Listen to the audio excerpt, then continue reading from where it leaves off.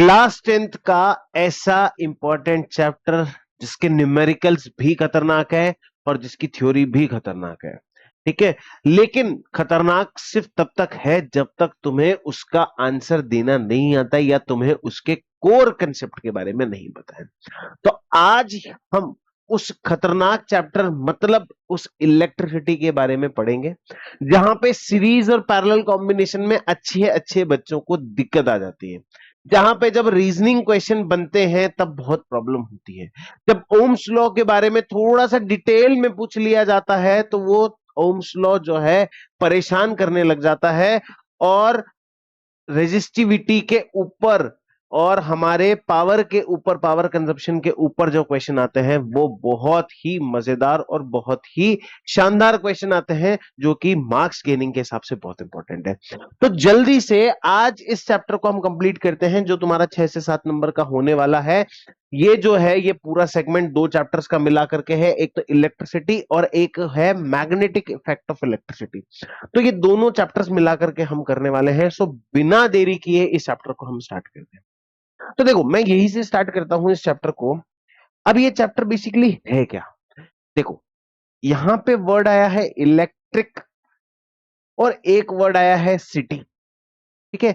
Electric word जहां भी आता है इसका मतलब कहीं ना कहीं हमसे चार्ज की बात की जा रही है, ठीक है। चार्ज की बात की जा रही है। अब ये चार्जेस क्या है? दिस चार्ज में भी पॉजिटिव और दिस चार्ज में भी नेगेटिव। ये चार्ज हो सकता है कि कोई पॉजिटिव चार्ज हो, ये चार्ज हो सकता है कि कोई नेगेटिव चार्ज हो। तो जब भी इलेक्ट्रिक वर्ड यूज होगा तब वहां पे चार्ज की बात होगी, मतलब वहां पे पॉजिटिव या नेगेटिव चार्ज की बात होगी। इसके बाद सिटी, सिटी क्या होती है? सिटी का एक जनरल सेंस देखो, मैं तो तुम्हें बहुत जनरल सेंस में बात करता हूं। City is the place where the density is maximum. अगर मैं किसी को शहर बोलता हूं गांव कस्बे की जगह, तो वो शहर कब शहर कहलाएगा? जब वहां लोगों की डेंसिटी बहुत ज्यादा हो। तो अगर किसी भी जगह पे इलेक्ट्रिसिटी की बात हो रही है, मतलब चार्जेस की डेंसिटी क्या है? बहुत ज्यादा है। क्या है? बहुत ज्यादा है, बहुत बहुत बहुत ज्यादा है, ठीक है। अब अगर वो और एक्सट्रीमली ज्यादा हो जाएगी तो वो क्या कहलाएगी? मेट्रो सिटी कहलाएगी। लेकिन वर्ड तो क्या हुआ? सिटी यूज हो गया। बेसिकली मेट्रो वर्ड वहां यूज किया जाता है जहां पे उस सिटी की स्पीड बहुत फास्ट हो, ठीक है। जहां पे उस सिटी की स्पीड क्या हो? बहुत फास्ट हो। तो बेसिकली ये क्या है? Electricity is all about charges की डेंसिटी। चार्जेस के ऊपर बात की जा रही है। अब चार्जेस के ऊपर बात की जा रही है तो सबसे पहले चार्जेस को समझना पड़ेगा, ठीक है। अब देखो, चार्ज क्या होता है इस चीज को समझो। एक मिनट, फोकस ब्लर हो गया क्या? हाँ यार, फोकस ब्लर हो रहा है।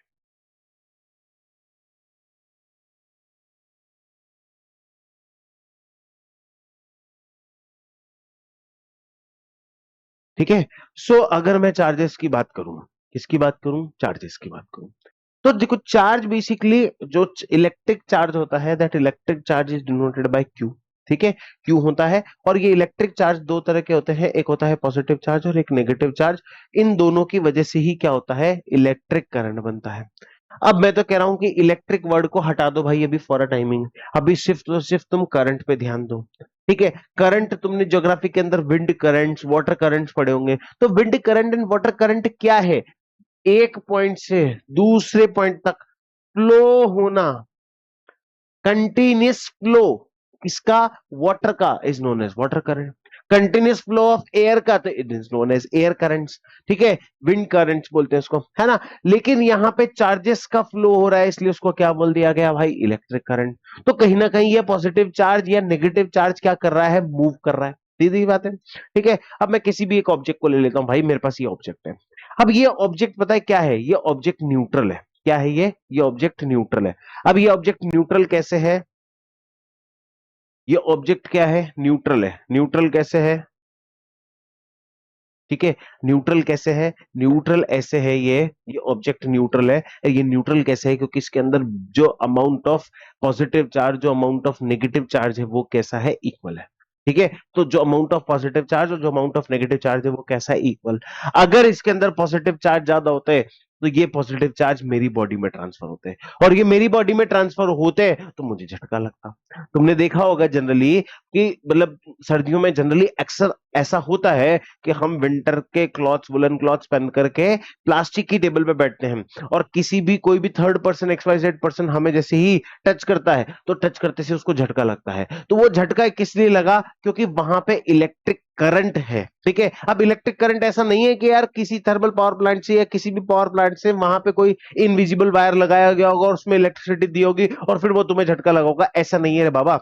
उसके अंदर क्या हुए, जैसे ही एक मतलब क्या नाम से फ्रिक्शन हुआ किसके बीच में, वुलन क्लॉथ और प्लास्टिक के बीच में, तो उनके बीच में क्या हुआ, एक चार्ज डेवलप हुआ, और वो चार्ज का मूवमेंट ही क्या हुआ, वो चार्ज का मूवमेंट ही क्या हुआ, इलेक्ट्रिक करंट। और जैसे ही मूवमेंट हुआ वैसे ही क्या हुआ, हमें झटका लगा। ठीक है, आगे बात समझ में? तो this is called electric charge. Electric charge positive और नेगेटिव है। और इलेक्ट्रिक चार्ज की मैं तुम्हें बहुत सीधी सी बात बता दूं, ठीक है, इलेक्ट्रिक चार्जेस में क्या होता है, देखो यहां पे मेंशन भी किया है कि वाटर इलेक्ट्रिक चार्ज और इलेक्ट्रिक चार्ज का दो सिंपल से रूल है कि like charges repel each other. अगर दो पॉजिटिव चार्ज होंगे, या तो पॉजिटिव पॉजिटिव हो या नेगेटिव और नेगेटिव हो, ये दोनों चार्ज अगर एक साथ हैं तो ये दोनों क्या करेंगे, एक दूसरे को रिपेल करेंगे। लेकिन अगर अनलाइक चार्जेस की बात करूं, एक पॉजिटिव और एक नेगेटिव है या एक नेगेटिव और एक पॉजिटिव है, ठीक है, तो ये दोनों क्या करेंगे, एक दूसरे को अट्रैक्ट करेंगे। ठीक है, ये चार्जेस की प्रॉपर्टी होती है ना। इसमें जो लिखा हुआ है अभी सब समझाऊंगा, कोलाम क्या होता है, सब कुछ समझाऊंगा, अभी समझाऊंगा। ठीक है, लेकिन अभी पहले हम देख लेते हैं कि देखो एक एटम होता है, एटम के अंदर क्या होते हैं, पॉजिटिव चार्ज और नेगेटिव चार्ज होते हैं। अब पॉजिटिव चार्ज का धनी कौन होता है, पॉजिटिव चार्ज किसके पास होता है, जिसके पास मतलब प्रोटॉन्स के अंदर सारे पॉजिटिव चार्ज होते हैं, इलेक्ट्रॉन्स के अंदर सारे नेगेटिव चार्ज होते हैं, और न्यूट्रॉन जो होते हैं वो न्यूट्रली चार्ज होते हैं। और हमको पता है कि every object in this universe is made up of what, atom, is made up of atom. ठीक है, अब तो इसके अंदर प्रोटॉन, इलेक्ट्रॉन और न्यूट्रॉन हो गए। Proton is positively charge, electron is negatively charge and neutron is neutral charge. ठीक है, इज इट क्लियर? कि हाँ सर बिल्कुल क्लियर। अब यही जो ऑब्जेक्ट्स हैं ये क्या करते हैं, अपने अंदर चार्जेस को डेवलप करते हैं। अब डेवलप कैसे करेंगे, चार्ज के ऊपर हमने एक डेफिनेशन पढ़ी है और एटम के ऊपर भी हमने डेफिनेशन पढ़ी है, मतलब एक रूल पढ़ा है कि atom can neither be created nor be destroyed but can be transferred from one form to another form. मतलब ये हमने थ्योरी पढ़ी है ना। तो हम किसी भी चीज को डेवलप नहीं कर सकते, किसी मास को डेवलप नहीं कर सकते, किसी चार्ज को डेवलप नहीं कर सकते, लेकिन जब रबिंग होती है तो वो चार्ज क्या होता है, एक बॉडी से दूसरी बॉडी में ट्रांसफर हो जाता है। हो सकता है कि सारे नेगेटिव एक तरफ हो जाए, सारे पॉजिटिव एक तरफ हो जाए। ठीक है, इस तरह की थ्योरी हमको देखने को मिलती है। तो अब इलेक्ट्रिसिटी कब आती है, electricity is produced due to the movement of electrons. एक बात क्लियर हो गई कि इलेक्ट्रॉन का मूवमेंट जो है वो रेस्पॉन्सिबल है इसके लिए, इलेक्ट्रिसिटी के लिए। जितना ज्यादा चार्ज फ्लो होगा उतना ही क्या होगा, इलेक्ट्रिक करंट फ्लो होगा या इलेक्ट्रिक करंट बनेगा या इलेक्ट्रिसिटी बनेगी। अब बेसिकली ये जो चार्ज है क्यों, ठीक है, इस चार्ज की एसआई यूनिट है, इस चार्ज की एसआई यूनिट है। अब एसआई यूनिट क्या है, जैसे तुम शक्कर को, मास को किलो में नापते हो, जैसे तुम दूध को लीटर में नापते हो, ठीक है, ऐसे ही हम क्या करते हैं कि चार्ज को कोलाम में नापते हैं। किस में नापते हैं, कोलाम में। ठीक है, अब कोलाम क्या होता है, एक बात को समझना, मैं यहां पे तुम्हें अलग भाषा में समझाऊंगा कि तुम्हारी बुक में भी इस तरह से समझा रखा होगा कि एक इलेक्ट्रॉन जो होता है उसके ऊपर 1.6 इंटू 10⁻⁻19 कोलाम जो है चार्ज होता है। ठीक है, एक इलेक्ट्रॉन के ऊपर इतना चार्ज होता है, एक इलेक्ट्रॉन जो है उसके ऊपर इतना चार्ज होता है। ठीक है, अब ये इलेक्ट्रॉन है तो वैसी बात है इसके ऊपर नेगेटिव का चार्ज होगा। कैसा चार्ज होगा, नेगेटिव का चार्ज होगा। लेकिन जब हमसे ये पूछा जाए कि एक इलेक्ट्रॉन एक कोलाम के अंदर, मतलब ये क्वेश्चन भी बन जाता है कि how how many electrons are there, electrons are there there in one coulomb, one coulomb charge. ठीक है, अब कोलाम जो है वो कैपिटल सी से डिनोट होता है। अब हमको पता है कि भाई एक इलेक्ट्रॉन जो है वो 1.6 इंटू 10⁻⁻19 कोलाम का चार्ज कैरी करता है। तो वन कोलाम जो है वो 1/1.6 इंटू 10⁻⁻19 कोलाम हो जाएगा। अब ये -19 ऊपर जाएगा, ठीक है, और 0.6 10 आ जाएगा, तो 10/16 इंटू 10⁻19 इक्वल्स टू 1 कोलाम। इसको काट दिया हमने, काटो भाई। ठीक है, मतलब क्या नाम से 2 की टेबल से गया 8 बार, 2 की टेबल से गया 5 बार, तो इसको हम पूरा डिवाइड करेंगे तो ये आएगा 0.625 into 10⁻19 into 10⁻19 equals to 1 coulomb charge हो गया। तो एक कॉलम चार्ज जो है वो 6.25 इंटू 10⁻18 इलेक्ट्रॉन्स के बराबर होता है। ठीक है, कितने इलेक्ट्रॉन्स के बराबर होता है, इतने इलेक्ट्रॉन्स के बराबर होता है, और ये कैलकुलेशन मैंने यहां पे तुम्हें करके बता दी। इसके ऊपर डायरेक्ट क्वेश्चन बैठता है कि आप ये बताओ कि एक कॉलम चार्ज के अंदर कितने इलेक्ट्रॉन है, और एनसीईआरटी में भी ये क्वेश्चन दिया हुआ है। ठीक है, तो ये इस तरह से कहानी होती है ना, यहां तक तुम्हें समझा दिया। अब electric current is the amount, मतलब rate of flow of charge. ठीक है, कितने चार्जेस फ्लो हो रहे हैं एक टाइम पीरियड में, उसे हम इलेक्ट्रिक करंट बोलते हैं। अब इलेक्ट्रिक करंट बेसिकली क्या है, electric current is the rate of flow of electric charge, कितने चार्ज फ्लो हो रहे हैं। तो rate of flow of electric charge, मैं तुम्हें यहां पे कहता हूं कि इसको रिलेट करो किससे, स्पीड से। स्पीड क्या थी, रेट ऑफ डिस्टेंस ट्रेवल्ड। ठीक है, आगे बात समझ में, ये क्या थी, स्पीड की डेफिनेशन थी। लेकिन यहां पे rate of flow of electric charge पूछा है, तो सीधी सी बात है कि जो इलेक्ट्रिक करंट है, इस इलेक्ट्रिक करंट को किससे डिनोट किया जा रहा है, आई से। ठीक है, ये आई से डिनोट किया जा रहा है ना। और इसके अंदर कितने चार्ज कितने टाइम में ट्रेवल कर रहे हैं, इससे हमें क्या पता पड़ेगी, रेट पता पड़ जाएगी। पता पड़ जाएगी कि नहीं पड़ जाएगी, कि बिल्कुल सर रेट पता पड़ जाएगी। तो I is equals to Q upon T हो गया, कि सर बिल्कुल हो गया। अब इसको याद करने का तरीका पता है क्या है, इस टी को उधर ले जाओ, तो I T equals to Q, तो इसको तुम पढ़ोगे Q is equals to I T. तो हम इसको पढ़ाते हैं क्यों आई थी, मैंने नहीं बुलाई थी, तू ही चली आई थी। ठीक है, वो एक मतलब बहुत अच्छे क्या नाम से कवि हैं शायद तक वो, या फिर क्रम से ऐसे ही कुछ नगमे सुनाते हैं। वो कहते हैं बुलाती है मगर जाने का नहीं, लेकिन यहाँ पे तो हम उससे पूछ रहे हैं तो क्यों आई थी, बुलाने का तो मतलब ही नहीं है, हम तो बल्कि उससे उल्टा पूछ रहे हैं कि भाई तू क्यों आई थी। ठीक है, तो क्यों आई थी इज दी चार्ज, है ना। अब इसको भी नापने का एक तरीका है, इसको भी मेजर करना पड़ेगा, तो इसकी यूनिट क्या हो जाती है, एम्पेयर। ठीक है, अब एम्पेयर जो होता है, अब एम्पेयर क्या बोलता है कि अब मैं सीधी सी बात है कि यहां पे इसको पूरे यूनिट्स में कन्वर्ट कर दो। I is equals to Q upon T, तो 1 ampere equals to 1 coulomb charge upon 1 second होगा कि नहीं होगा, कि सर बिल्कुल होगा, क्योंकि करंट किसकी यूनिट है, कि 1 एम्पेयर यूनिट है। चार्ज की क्या यूनिट है, 1 कॉलम यूनिट है। और टाइम की क्या यूनिट है, कि 1 सेकेंड यूनिट है। तो 1 एम्पेयर करंट, यहां पे एक क्वेश्चन बन जाता है कि डिफाइन 1 एम्पेयर। एक क्वेश्चन बहुत प्यारा सा बनता है कि डिफाइन 1 एम्पेयर, मतलब 1 एम्पेयर क्या है। तो 1 ampere is the amount of current, 1 ampere is the amount of current that is produced when 1 coulomb charge move in 1 second. ठीक है, 1 एम्पेयर क्या है, 1 ampere is the amount of current, वो current जो कि कब प्रोड्यूस होगा, जब 1 कॉलम चार्ज 1 सेकेंड में ट्रेवल कर लेगा। ठीक है, 1 सेकेंड में मूव करेगा 1 कॉलम चार्ज, तो 1 एम्पेयर करंट फ्लो होगा, मतलब 1 एम्पेयर करंट जो है प्रोड्यूस होगा। ठीक है, आगे बात समझ में, यहां पे हमारे चार्ज की डेफिनेशन जो है, हमारे इलेक्ट्रिक करंट जो है, यहां पे थोड़ा सॉर्टेड हो जाता है। अब दूसरा क्वेश्चन क्या बैठता है कि sir what is the direction of electric current.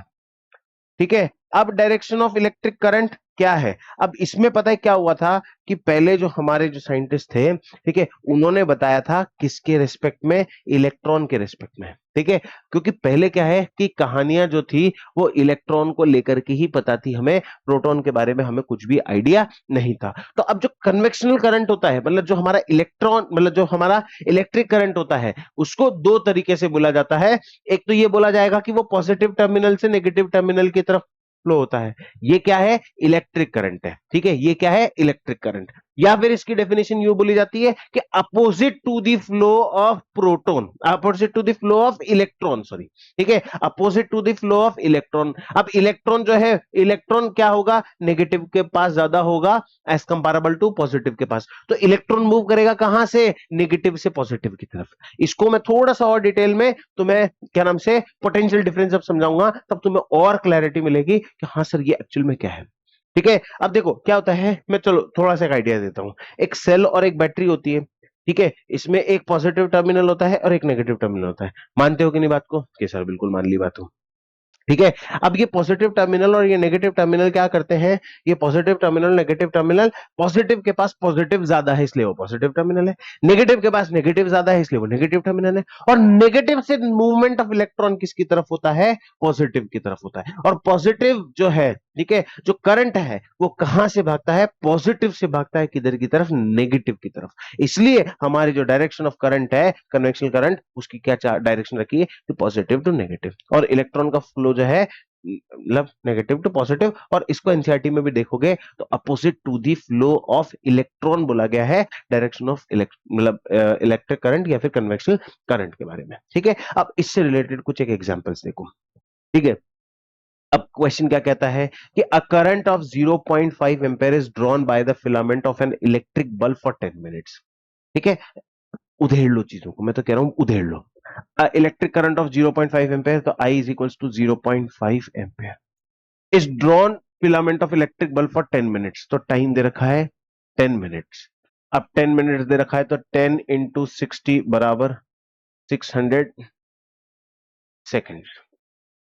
ठीक है, कितने हो गए, 600 सेकेंड्स हो गए, है ना। Find the amount of electric charge that flow the current. तो फॉर्मूला सीधी सी बात है, क्यू आई थी, तो क्यू क्या निकालना है, चार्ज निकालना है। तो Q I is equal to 0.5 and T is equal to 600। हटाया 10 लगा दिया, इधर से 0 2 बार, इधर से, तो Q is equal to 300 coulomb charge जो है वो ट्रेवल किया है। कितना ट्रेवल किया है, 300 कोलाम चार्ज ट्रेवल किया है। कब ट्रेवल किया है, जब 0.5 एम्पेयर करंट ड्रॉ किया है। कितने मिनट्स के लिए, 10 मिनट्स के लिए। यूनिट्स का बहुत विशेषकर यहां पे ध्यान रखना है, ठीक है, तभी जाकर के चीजें क्लियर हो पाएगी। इज इट क्लियर, सॉर्टेड होगा। ठीक है, एनसीईआरटी का क्वेश्चन है। अगला देखो, ठीक है, अगला जो है क्या है, पोटेंशियल डिफरेंस।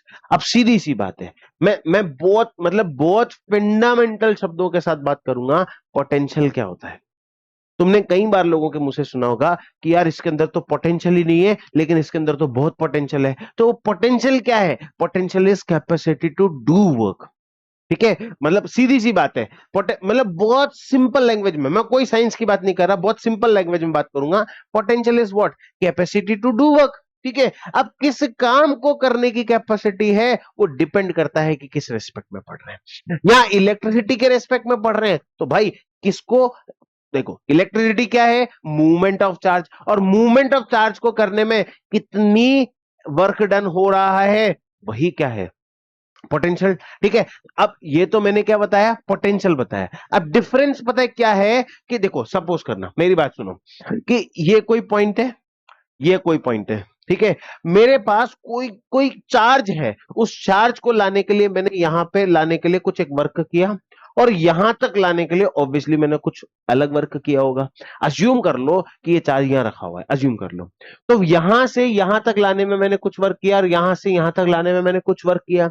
अब दोनों तरफ क्या है कि यहां तक जो लाया उसको हमने मान लिया कितना, पोटेंशियल 1 मान लिया, यहां तक जो लाया वो पोटेंशियल 2 मान लिया। अब दोनों पॉइंट तक, ठीक है, वर्किंग में क्या आएगा, डिफरेंस आएगा, है ना। तो दोनों इस पॉइंट से इस पॉइंट तक ले जाने में मेरे को कितना काम करना पड़ेगा, that is called potential difference. That is called potential difference. तो पोटेंशियल डिफरेंस बेसिकली मैंने क्या बताया कि potential is capacity to do work. ठीक है, तो क्या है, the amount of work done to move a coulomb charge between 2 points. ठीक है, वो 2 पॉइंट्स बताए थे, है ना। तो एक, अब यहां पे क्या बोला है, एक कोलाम चार्ज को लाने में कितना टाइम लगेगा, कितना वर्क लगेगा। ठीक है, तो that is called potential difference. तो V is equal to W upon Q, हमारा क्या हो गया, फॉर्मूला निकल गया। ठीक है, और ये जो तुम देख रहे हो ये कहलाते हैं सेल। ठीक है, और इस सेल के कॉम्बिनेशन से, इस सेल के कॉम्बिनेशन से क्या बनती है, बैटरीज बनती है। ठीक है, ये सेल होते हैं, इन सेल के कॉम्बिनेशन से क्या बनती है, बैटरीज बनती है, जो कि क्या करती है कि एक इलेक्ट्रिक करंट को फ्लो करने के लिए एक वो क्या करती है, पोटेंशियल प्रोवाइड करती है। ठीक है, अब समझना, इस इलेक्ट्रिक सेल की अगर मैं बात करूं तो इसमें तुम्हें देखो एक पॉजिटिव टर्मिनल दिख रहा है, इसमें तुम्हें एक नेगेटिव टर्मिनल दिख रहा है। ठीक है, दिस पॉजिटिव टर्मिनल, देखो दोनों के, अब ये सेल्स जो है कुछ दिन बाद खराब हो जाते हैं। ठीक है, क्यों होते हैं, क्योंकि जब तक इलेक्ट्रॉन से पॉजिटिव, नेगेटिव से पॉजिटिव की तरफ इलेक्ट्रॉन मूव कर रहे हैं, ठीक है, तब तक क्या होगा, इलेक्ट्रिक करंट बहता चला जाएगा। मैंने क्या बताया कि electric current is all about flow of charge. तो चार्जेस का मूवमेंट रहेगा, चार्जेस का फ्लो रहेगा, चार्ज इधर उधर जाते रहेंगे, आते रहेंगे, तो वो क्या होगा, इलेक्ट्रिक करंट प्रोड्यूस होता रहेगा। लेकिन सपोज करो कि चार्जेस की सप्लाई रोक दी गई, रोकने से क्या होगा कि वो इलेक्ट्रिक करंट प्रोड्यूस होना बंद हो जाएगा और अल्टीमेटली हमारे पास इलेक्ट्रिसिटी नहीं होगी। सीधी सी बात है, ठीक है। तो बेसिकली क्या है कि दिस सेल और दिस बैटरीज आप प्रोवाइड हमें वो पोटेंशियल डिफरेंस, ठीक है, वो पोटेंशियल डिफरेंस होना चाहिए जिससे चार्ज क्या हो सके, इजीली मूव कर सके, है ना। आगे बात समझ में, ठीक है। अब जैसे सपोज करो, सीधी सी बात है कि तुम घर पे मत कर लेना भाई, नहीं तो तुम्हारे घर वाले लड़ने लग जाए हमसे। देखो एक सीधी सी बात है कि एक वायर है, ठीक है, अगर उसके अंदर थोड़ा कम करंट होगा तो वो हमें क्या होगा कि छोटा सा झटका मारेगा। लेकिन अगर एक वायर है जिसमें ज्यादा करंट है, वो हमें क्या मारेगा, ज्यादा झटका मारेगा। जोर का झटका हाय जोरों से लगा, ठीक है। तो वो झटके जो लगते हैं वो किसकी वजह से लगते हैं, वो पोटेंशियल डिफरेंस की वजह से ही लगते हैं। बेसिकली ये सब जो है ना बेटा, ये सब चार्जेस की कहानी है, ठीक है। किसकी कहानी है, चार्जेस की। जितने ज्यादा चार्जेस होंगे, जितना ज्यादा चार्ज का मूवमेंट होगा, उतना ही ज्यादा क्या होगा, पोटेंशियल डिफरेंस ज्यादा होगा। सीधी सी बात है यार। अब तुम एक चीज को समझो, मतलब इसको मैं बहुत फंडामेंटल एग्जांपल से लेकर के तुम्हें समझाता हूं कि तुम्हारे घर के अंदर अगर सपोज करो कि कोई फंक्शन है, तो नॉर्मल डे से ज्यादा खाना बनेगा, ज्यादा खाना खाया जाएगा, ज्यादा बर्तन होंगे, और मतलब हर चीज के एक्सपेंसेस भी बहुत ज्यादा होंगे। लेकिन अगर नॉर्मल डे में खाना बन रहा है, नॉर्मल डे की सारी चीजें चल रही है, तो उसमें क्या होगा कि सब चीजें बहुत नॉर्मल चलेगी कि नहीं चलेगी, कि बिल्कुल सर चलेगी। तो वही चीज जो है, वही चीज यहां पे हमें देखने को मिलती है किसके अंदर, पोटेंशियल डिफरेंस के अंदर, ठीक है। अब इस पोटेंशियल डिफरेंस से रिलेटेड एक क्वेश्चन हम करते हैं। How much work is done in moving a charge of 2 column. Charge कितना दे रखा है, 2 कॉलम। देखो मैं ये कहता हूं कि कोई भी न्यूमेरिकल सॉल्व करना है, फालतू की चीज को सोचना ही नहीं है, जो काम की बात दे रखी है वो देख लो। How much work is done, तो वर्क निकालना है, तो भाई डब्ल्यू को मान लिया question mark. Moving a charge, तो चार्ज दे रखा है क्यू, मान लिया 2c, ठीक है, 2c, ठीक है। Across 2 points having a potential difference, भाई पोटेंशियल डिफरेंस दे रखा है 12 वोल्ट का, ठीक है, दे दिया है ना। अब इसको हमें क्या करना है, सॉल्व करना है। तो देखो ये सारी चीजें दे रखी है ना। तो अब इसमें करना क्या है कि हमें W निकालना है। तो V is equals to W upon Q. तो W हो गया क्या, V इंटू क्यू, है ना। अब ये V इंटू क्यू हो गया, तो W equals to 12 multiply Q दे रखा है हमको 2, तो W इक्वल्स टू 24। अब वर्क जो होता है उसकी यूनिट क्या होती है, जूल। तो ये वर्क क्या हो गया हमारा, ये वर्क क्या हो गया हमारा, ये वर्क क्या हो गया हमारा, 20 joule. Is it clear, 24 joule, ठीक है। अब देखो how much energy is given to each coulomb, मतलब यहां पे क्या दे रखा है, कोलम सिर्फ एक दे रखा है, तो हमको चार्ज दे रखा है 1 कोलम, 1 कोलम, है ना। अब हाउ मच एनर्जी, अब एनर्जी मतलब energy, energy is equals to work done, ठीक है, energy equals to work done, तो हमें वर्क डन ही निकालना है। Charge passing through 6 volt battery, potential difference is 6 volt, ठीक है। तो W equals to Q into V, that is 1 into 6, that is 6 joule, ठीक है। ये हमारा क्या होगा, आंसर हो जाएगा। क्लियर है यहां तक। तो देखो पोटेंशियल डिफरेंस हमने पढ़ लिया, लेकिन सबसे इंपॉर्टेंट चीज होती है इलेक्ट्रिक सर्किट, ठीक है। अब इलेक्ट्रिक सर्किट क्या होता है, basically electric circuit is, basically electric circuit is arrangement. Arrangement किसका, अरेंजमेंट किसका, अरेंजमेंट ऑफ इलेक्ट्रिकल कंपोनेंट, ठीक है, इलेक्ट्रिकल कंपोनेंट, है ना। अब ये इलेक्ट्रिकल कंपोनेंट्स को क्या किया जाएगा, अरेंज किया जाएगा। सर अरेंज कैसे किया जाएगा ये भी बता दो। देखो यार इसका इसका पूरा एक डायग्राम बनता है। जैसे सपोज करो कि मैंने यहां पे क्या किया, एक सेल लगा दिया, this is positive terminal, this is, ये बैटरी होगी, है ना। यहां से एक वायर जोड़ दिया। अब इस वायर के अंदर मैंने क्या किया, एक डिवाइस लगा दिया जिसको बोलते हैं एमीटर। अब एक बात को समझो कि मैं ओरिजिनल एमीटर जो होता है वो इसमें प्लेस नहीं कर सकता, या उसका डायग्राम बनाने जाऊंगा तो वो डायग्राम मेरे लिए बड़ा वो हो सकता है। ठीक है, अब जैसे एक इलेक्ट्रिक बल्ब का एग्जांपल देख लो, तो मैं ये बल्ब बनाने में ज्यादा आसान है कि ये बनाने में, कि सर इसको तो मैंने यूं करके ये बना दिया, ठीक है ये बन गया, लेकिन अब इसको बनाने जाऊंगा तो ये पहले यूं बनाना पड़ेगा, उसके बाद यूं बनाना पड़ेगा, उसके बाद यूं बनाना पड़ेगा, उसके बाद फिर ये और फिर इसको सर्किट में डायग्राम में शो करूंगा। तो ये this is much more typical. सारी चीजों को इजी बनाने के लिए, और देखो क्या है कि मतलब सारी चीजों को इजी बनाने के लिए ये इलेक्ट्रिक सर्किट के डायग्राम्स जो हैं उसके लिए हमें क्या किए गए हैं, कुछ सिंबल्स दिए गए हैं। ठीक है, जैसे यहाँ पे वेरिएबल रियोस्टेट है उसका ये डायग्राम दे दिया गया, एमीटर है उसका ये डायग्राम दे दिया गया, वोल्ट मीटर है उसका ये डायग्राम दे दिया गया। तो ये डायग्राम्स जो हैं, ये डायग्राम बेसिकली क्या करते हैं, हमें हेल्प करते हैं किस चीज को अरेंज करने में, जो इलेक्ट्रिक सर्किट का डायग्राम हम बना रहे हैं उसको बनाने में। तो electric circuit is basically the arrangement of electrical component. और ये अरेंजमेंट एक्चुअल अरेंजमेंट नहीं होता, ठीक है, ये क्या होता है, इसका डायग्राम व्यू होता है। क्या होता है, डायग्राम व्यू। सो दैट कोई भी पर्सन, मतलब एक्चुअली अगर मैं तारों को जोड़ने जाऊं तो मैं उलझ जाऊंगा, लेकिन जब मैं उसको डायग्राम व्यू में देखता हूं तो मुझे ये सारी चीजें क्या होती है, बहुत सिंप्लीफाइड लगती है, और उससे मैं बहुत सारी चीजों को, इलेक्ट्रिकल फॉल्ट्स को या सब चीजों को निकाल सकता हूं। अब इलेक्ट्रिकल कंपोनेंट में सबसे इंपॉर्टेंट चीजें जो बहुत फंडामेंटल चीजें हैं वो क्या होती है, या तो कोई बैटरी का सेल हो, ठीक है, उसमें एक स्विच होता है, जैसे हमारे घर में बटन होता है ना, ऐसे वो स्विच होता है। ठीक है, अब वो स्विच बेसिकली क्या होता है, हमारे घर में तो ऑन एंड ऑफ का बटन होता है, जो सबने देखा होगा, मुझे बताने की कोई जरूरत नहीं। लेकिन जब मैं chemistry lab, sorry physics lab के अंदर जाता हूं, ठीक है, फिजिक्स लैब के अंदर क्या होता है, ऐसा एक बॉक्स होता है, उस बॉक्स के अंदर ऐसी पूरी एक दीवार होती है, यूं करके, यूं करके, यूं करके, और ऐसा एक और होता है, इस तरह से, इस तरह से, और इस तरह से, ये ऊपर का व्यू है, ठीक है, और उस पे की लगती है।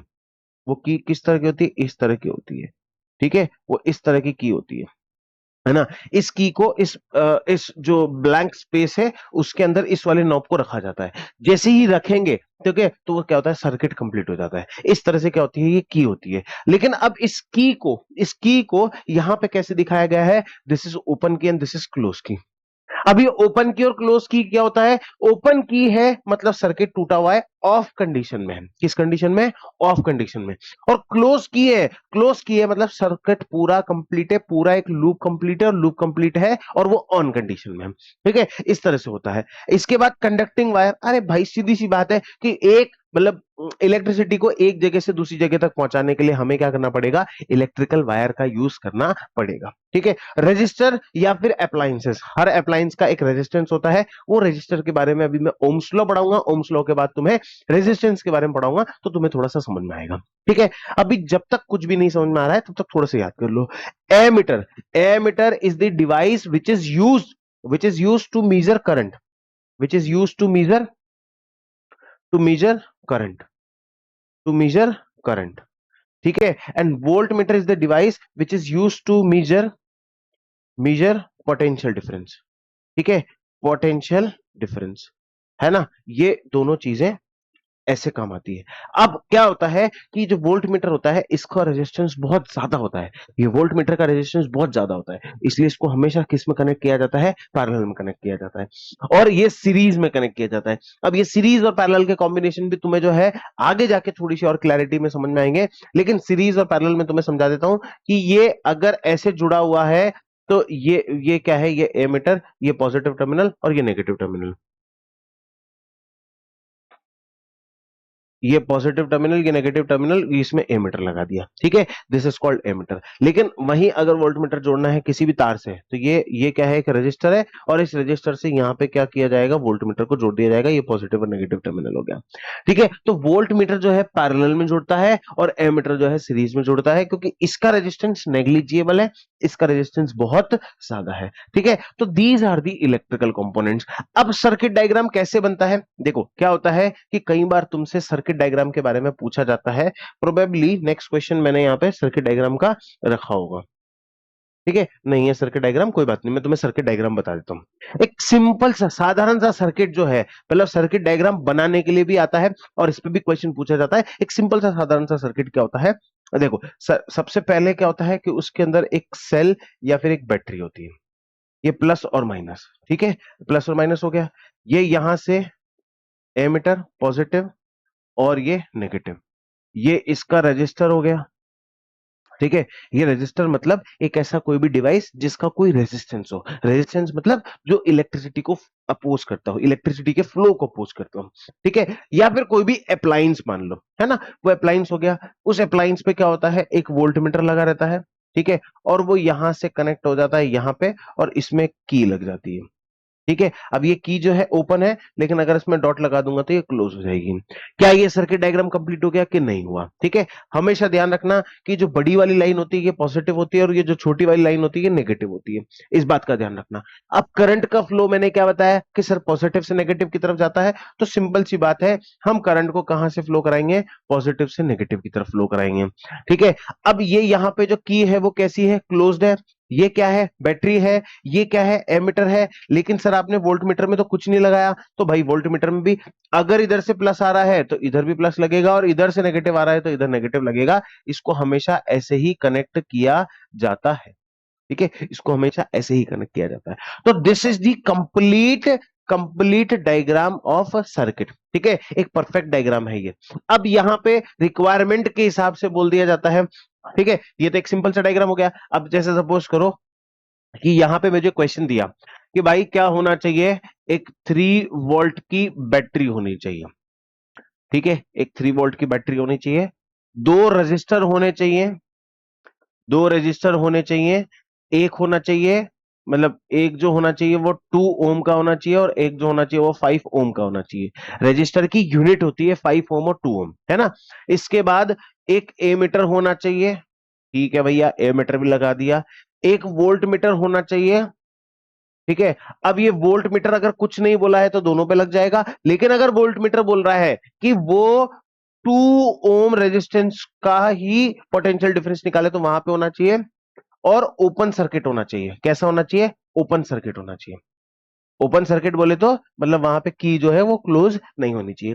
अब इतनी सारी कहानी दी गई है तो इसका डायग्राम कैसे बनाऊंगा, भाई 3 वोल्ट की बैटरी बोली है, 3 वोल्ट की क्या बोली है, बैटरी बोली है, तो मैंने यहां पे क्या किया, एक 3 वोल्ट की बैटरी लगा दी, ठीक है। हम जनरली ये मानते हैं कि एक जो सेल होता है वो 1.5 वोल्ट का होता है, तो 1.5 और 1.5 मतलब 1.5 1.5 क्या हो गया, 3 वोल्ट हो गया, हमने लगा दिया। अब उन्होंने बोला कि एक ए मीटर चाहिए, तो भाई ए मीटर किस में लगेगा, सीरीज में लगेगा, तो ये हमने ए मीटर लगा दिया, इधर से इसका पॉजिटिव टर्मिनल, इधर से इसका नेगेटिव टर्मिनल। इसके बाद यहां पे उसने क्या बोला है, दो रेजिस्टेंस होने चाहिए, 2 ओम के, एक ये हो गया और एक ये हो गया, ठीक है। इसके बाद उन्होंने क्या बोला है कि एक वोल्ट मीटर होना चाहिए 2 ओम पे, ये 2 ओम का रेजिस्टेंस, ये 5 ओम का रेजिस्टेंस, और इस पे क्या होना चाहिए, वोल्ट मीटर होना चाहिए, तो ले भैया वोल्ट मीटर भी लग गया। अब इसके बाद क्या होना चाहिए कि यहां पे ओपन की होनी चाहिए, क्या होनी चाहिए, ओपन की, तो मैंने इसमें क्या किया, डॉट नहीं लगाया। क्या ये सर्किट डायग्राम अभी कंप्लीट है कि नहीं है, सर सर्किट डायग्राम कंप्लीट नहीं है, क्यों नहीं है, क्योंकि इसमें डायरेक्शन ऑफ करंट नहीं है, तो भाई डायरेक्शन ऑफ करंट क्या होगी, इधर की तरफ होगी, ठीक है, this is the direction of current. हाँ गई बात समझ में। जो हमारा कन्वेंशनल फ्लो है वो किधर से जाएगा, पॉजिटिव से नेगेटिव की तरफ जाएगा, ठीक है। अब चेकलिस्ट देख लो कि 3 वोल्ट की बैटरी है, दिख रही है सर, 3 वोल्ट की बैटरी लगा दी, दो रजिस्टर, 2 ओम 5 ओम के, 2 ओम और 5 ओम का रजिस्टर लगा दिया, एक एमीटर लगा दिया, एक वोल्ट मीटर लगा दिया, एक ओपन सर्किट हो गया, ठीक है, कंप्लीट है। सर्किट कहीं से टूटा हुआ है कि हाँ सर यहाँ पे ओपन है तो कनेक्शन पूरा नहीं है। अब जैसे ही सपोज करो इस सर्किट को मैंने क्या किया, क्लोज किया, वैसे ही इसमें, अच्छा एक चीज और, ओपन सर्किट था तो यहां पे जो ये मैंने एरो बनाए ये एरो नहीं बनेंगे, ठीक है, ओपन सर्किट था, लेकिन जब ये सर्किट क्लोज होगा तो इसके एरो बनने लग जाएंगे, क्योंकि ओपन सर्किट में करंट फ्लो नहीं होगा, तो ये यहां पे गलती हो जाएगी, है ना। लेकिन अगर सर्किट क्लोज है तो करंट फ्लो होगा, और करंट फ्लो होगा तो क्या होगा, करंट फ्लो होगा तो क्या होगा, लट्टू चलेगा रे बाबा, ठीक है, ज्यादा कुछ नहीं होगा, वो अप्लायंस चलेगा। आगे बात समझ में, इस तरह से ये पूरा जो डायग्राम है, इस तरह से जो इलेक्ट्रिकल कंपोनेंट्स हैं इसका काम चलता है और इसको यूज किया जाता है, ठीक है। आई होप यहां तक ये सब चीजें बिल्कुल क्लियर होंगी, ठीक है। आगे चलते हैं, आगे देखते हैं। है ना। अब देखो, यहां तक हो गई कहानी। अब जो सबसे इंपॉर्टेंट चीज है भाई, जिसके बारे में मैं अभी तक इतनी देर से बोल रहा था, that is resistance, that is resistance. ठीक है, अब ये जो रेजिस्टेंस है, ठीक है, ये रेजिस्टेंस क्या होगा, ये देखना है हमको, है ना। ये रेजिस्टेंस क्या होगा, इसको देखना है हमें। अब ये रेजिस्टेंस बेसिकली क्या है, किसने बनाया, क्यों आया, कैसे आया, ये सब, ये कहानी यहीं से पता पड़ेगी हमें। ठीक है, तो हम बिना देरी किए हुए जल्दी से इसको देखते हैं। अब देखो ये क्या है, अभी हम पढ़ रहे हैं ओम्स लॉ। ठीक है, जॉर्ज सिमन ओम करके एक साइंटिस्ट था। ठीक है, अब देखो साइंटिस्ट जो होते हैं वो मतलब क्या होते हैं, मैं कहता हूं पागल होते हैं। पागल मतलब क्यों, हम पागल किसको बोलते हैं, कोई भी व्यक्ति जब एक ही काम को रिपीटेडली और जुनून के साथ करता है, उसे हम पागल की डेफिनेशन में लेते हैं। ठीक है, अब सिंपल सी बात है कि जो साइंटिस्ट होते हैं वो भी एक चीज को जुनून से करते हैं। ठीक है, मतलब वो उसमें डूब जाते हैं, उनको उसके अलावा कुछ भी नहीं दिखता है।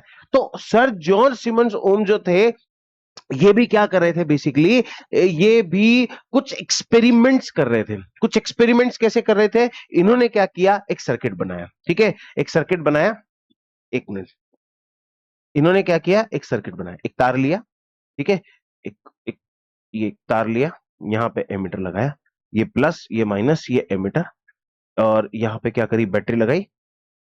ठीक है, ये पॉजिटिव टर्मिनल नेगेटिव टर्मिनल, यहां पे एक रजिस्टर लगाया, और रजिस्टर लगा करके इस सर्किट को क्या कर दिया, क्लोज कर दिया, और यहां पे एक वोल्टमीटर लगा के और सारी मेजरमेंट्स को देखने लग गए।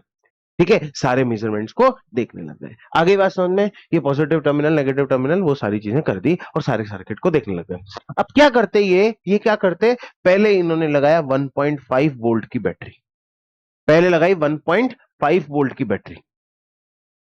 ठीक है, 1.5 वोल्ट की बैटरी लगा करके इन्होंने करंट मेजर किया और पोटेंशियल डिफरेंस मेजर किया। फिर ये क्या करते हैं, इसको डबल कर देते हैं, डबल कर देते हैं मतलब 3 वोल्ट कर देते हैं। फिर इन्होंने करंट मेजर किया, पोटेंशियल डिफरेंस मेजर किया।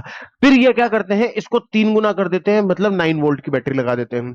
फिर करंट मेजर करते हैं, फिर ये मेजर करते हैं। फिर इसको क्या करते हैं, ये आधा कर देते हैं, दैट इज 4.5 वोल्ट कर देते हैं। फिर इसको मेजर करते हैं और इसको इसको मेजरमेंट देखते हैं। तो इस मेजरमेंट को देखने के बाद इनको एक बात समझ में आई कि ये जो पोटेंशियल डिफरेंस है और जो करंट फ्लो हो रहा है, दोनों के बीच में क्या है, एक रिलेशनशिप है। ये जो पोटेंशियल डिफरेंस है और जो करंट आ रहा है, मतलब ए मीटर की रीडिंग और वोल्ट मीटर की जो रीडिंग है, इनके बीच में बहुत गहरा ताल्लुक है भाई, बहुत गहरा ताल्लुक। अब ये सर ताल्लुक को, इस रिश्ते को इन्होंने क्या कर दिया, इस तरह से दिखा दिया कि V is equals to I are.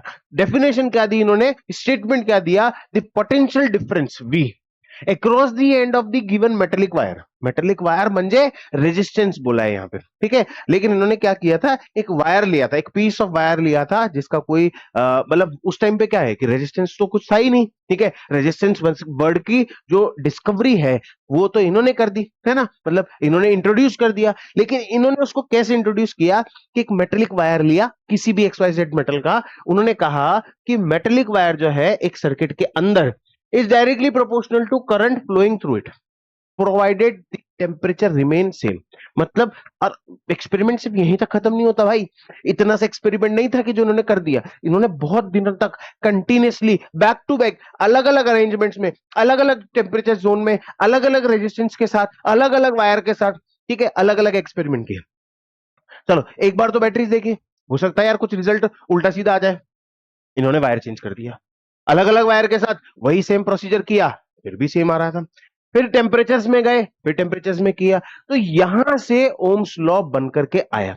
अब ये ओम्स लॉ बन के जो आया, ओम्स लॉ क्या कहता है कि V is proportional to I, means the amount of current flowing, मतलब sorry, the potential difference across the end of the conductor is directly proportional to the amount of current flowing through it। ठीक है, जितना current उसमें बह रहा है और जितना पोटेंशियल डिफरेंस उसके एंड्स पे है, वो दोनों क्या है, एक दूसरे के प्रोपोर्शनल है। अब प्रोपोर्शनल का मतलब क्या है सर, देख भाई सीधी सी बात है कि अगर मैंने V को बढ़ाया तो I भी बढ़ा, V को घटाया तो I भी घटा, V डबल है तो I भी डबल है, V को 3 टाइम्स किया तो I भी 3 टाइम्स हो जाएगा। मतलब जैसा बिहेवियर V के साथ आएगा वैसा ही बिहेवियर किसके साथ आएगा, I के साथ आया। ठीक है, आगे बात समझ में। वो जुड़वा मूवी देखिए ना, वो जुड़वा मूवी का सीन है यहाँ पे कि एक को थप्पड़ पड़ती है तो दूसरे को भी एहसास होता है, एक ने करवट बदली तो दूसरा भी करवट बदलेगा, एक ने लात मारी तो दूसरा भी लात मारेगा। तो दिस इज लाइक प्रोपोर्शनैलिटी, मतलब दोनों एक दूसरे के सेम चलते हैं।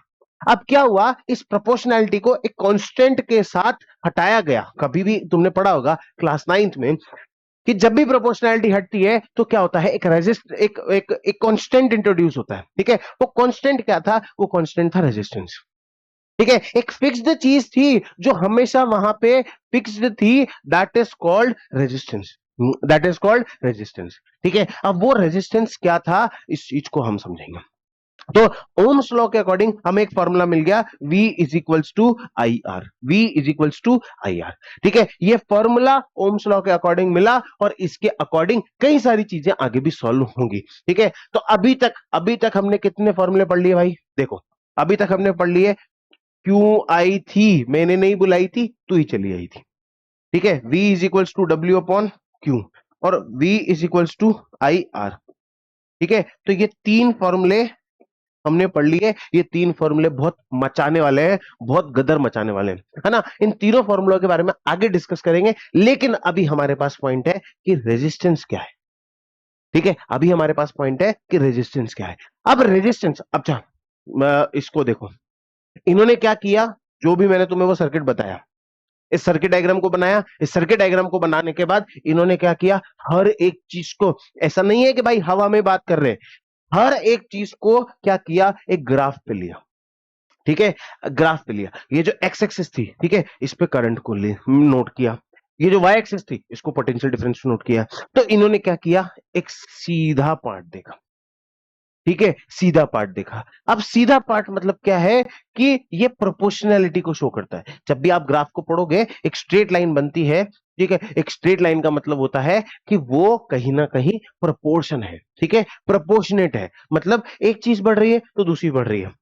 ये दो है तो ये भी दो हो गया, ये तीन है तो ये भी तीन हो गया, ये चार है तो ये भी चार हो गया, ये पांच है तो ये भी पांच हो गया, ये छह है तो ये भी छह हो गया, ये घटेगा तो ये भी घटेगा, ये बढ़ेगा तो ये भी बढ़ेगा। तो this is what actually proportionality, this is what actually proportionality. तो ये प्रोपोर्शनैलिटी को यहां पे समझा दिया। लेकिन अब इस प्रोपोर्शनैलिटी से, ठीक है, क्या हुआ, एक वर्ड इंट्रोड्यूस हुआ जिसका नाम है रेजिस्टेंस। अब रेजिस्टेंस क्या है सर, रेजिस्टेंस बहुत एक इंपॉर्टेंट चीज है। ठीक है, resistance is the property of the material to oppose the flow of current, to oppose the flow of current. तुम आगे चलते हो तो तुम्हें भी पीछे धक्का देने के लिए हवा है, फ्रिक्शन है। ठीक है, कुछ ना कुछ फोर्सेस लग रहे हैं, ऊपर से एयर प्रेशर है ना। तो ये सारे फोर्सेस क्या करते हैं कि तुम्हारे फ्लो को अपोज करते हैं। ऐसे ही भाई इलेक्ट्रिक करंट जो है वो महान थोड़ा है, इलेक्ट्रॉन जो है वो महान थोड़ा है, उनको भी कुछ ना कुछ रेजिस्टेंस झेलना पड़ेगा। तुम तुम्हारे जीवन में देखो यार, कुछ भी करने जाते हो, हर कोई साथ थोड़ा देता है, कुछ ना कुछ दो चार लोग ऐसे होते हैं जो तुम्हें उल्टा बोलने आते हैं, जो तुम्हें नेगेटिव बोलने आते हैं, जो तुम्हारे काम को अपोज करते हैं। ऐसे ही जब तुम जैसे नहीं बचे तो इलेक्ट्रिक चार्ज कहां से बचेगा भाई। इलेक्ट्रिक चार्ज भी क्या है, इलेक्ट्रिक चार्ज भी उसी तरह से इस चीज को फेस करता है जिसे हम बोलते हैं क्या, रेजिस्टेंस। तो resistance is none other than the property of a material. ठीक है, प्रॉपर्टी मटेरियल है ना। जैसे जैसे जैसे सपोज करो कि तुमने बचपन से पढ़ा है good conductor and bad conductor. तो भाई बैड कंडक्टर कौन है, बैड कंडक्टर कौन है, जिसका रेजिस्टेंस बहुत ज्यादा है, और गुड कंडक्टर कौन है, जिसका रेजिस्टेंस बहुत कम है। ठीक है, बहुत अच्छा एग्जांपल देता हूं कि जो तुम्हारे सोलर पैनल्स तुमने देखे होंगे, कि सर बिल्कुल देखे। अब उन सोलर पैनल्स के अंदर तुम्हें एक चीज समझ में आती होगी, उन सोलर पैनल्स के अंदर तुमने एक चीज देखी होगी कि वो सोलर पैनल्स हमेशा जो है किससे बने होते हैं, किससे बने होते हैं, मतलब उसके बीच में जो कनेक्शंस होते हैं वो किसके होते हैं, सिल्वर वायर के होते हैं। किसके होते हैं, सिल्वर वायर के होते हैं। अब सिल्वर वायर ही क्यों यूज किया सर, इतना महंगा आता है, मतलब आज तो 1-1.5 लाख रुपए 2 लाख रुपए 1 किलो का चल रहा है, इतना महंगा वायर सोलर पैनल में लगा रहे हो। ठीक है, कोई चुरा के ले गया चांदी को तो, अरे भाई इसलिए यूज किया जाता है क्योंकि उस सोलर पैनल के अंदर जो अमाउंट ऑफ इलेक्ट्रिक करंट है ना, वो बहुत बहुत कम होता है। ठीक है, अगर उसको भी उतना रेजिस्टेंस मिल जाएगा तो वो रेजिस्टेंस के चक्कर में क्या होगा कि वो आगे मूव नहीं कर पाएगा, तो वो करंट बनना या नहीं बनना कोई मतलब नहीं है। ठीक है, तो इसलिए वहां पे यूज किया जाता है। तो सिल्वर जो है सबसे बेस्ट कंडक्टर इलेक्ट्रिसिटी का, क्यों, क्योंकि उसका रेजिस्टेंस मिनिमम। वहां पे करंट को फ्लो होने में कोई तकलीफ नहीं होती। ठीक है, आगे बात समझ में। लेकिन नाइक्रोम वायर है, तुम्हारे घर में वो बल्ब आते होंगे येलो कलर के, ठीक है, डेकोरेटिव बल्ब वगैरह तुमने सब देखे हैं। ये सब में क्या है, ये सब में रजिस्टर है, नाइक्रोम वायर लगा हुआ है, ठीक है, टंगस्टन लगा हुआ है। ये सब क्या करते हैं, इनका एक स्पेसिफिक रेजिस्टेंस होता है और उस रेजिस्टेंस पे ये वर्क करते हैं, उस करंट के फ्लो को ये रोकते हैं। ठीक है, आगे बात समझ में। इस तरह से ये पूरा प्रोसीजर जो है चलता है। तो रेजिस्टेंस के ऊपर और डिस्कशन हम करेंगे, लेकिन उससे पहले ये दो प्यारे प्यारे नन्हे मुन्ने से क्वेश्चन हम कर लेते हैं। ठीक है, तो जल्दी से हम इन क्वेश्चन को देखते हैं और V is equals to I R का फॉर्मूला जो है हम यूज करके देखते हैं कि V is equals to I R जो है कहां कहां पे कैसे कैसे यूज हो रहा है। ठीक है, तो देखो, how much current will an electric bulb, how much current will an electric bulb, just a minute, how much current will an electric bulb draw, मतलब क्या पूछा उसने कि कितना करंट। ठीक है, सीधी सी बात है, काम की बात, नो बकवास। जो पूछ रहा है उसको यहां लिख देंगे और जो दे रखा है उसको यहां लिख देंगे। तो हाउ मच इलेक्ट्रिक करंट, अरे भाई आई की बात पूछ रहा है। Bulb draw from 220 volt source, potential difference दे रखा है 220 volt. If the resistance of the bulb filament, resistance दिया हुआ है आर, आर कितना दिया हुआ है 1200 ओम। ठीक है, तो अब उसने पूछा है कि कितना करंट ड्रॉ होगा। ठीक है, कितना करंट ड्रॉ होगा, तो सीधी सी बात है, आई है, वी है, आर है, तो V is equals to I R हमें फॉर्मूला पता है, V is equals to I R हमें फॉर्मूला पता है। तो इसको बड़ी शिद्दत के साथ और बड़े प्यार से लिखेंगे कि by Ohm's law, by Ohm's law V is equals to I are.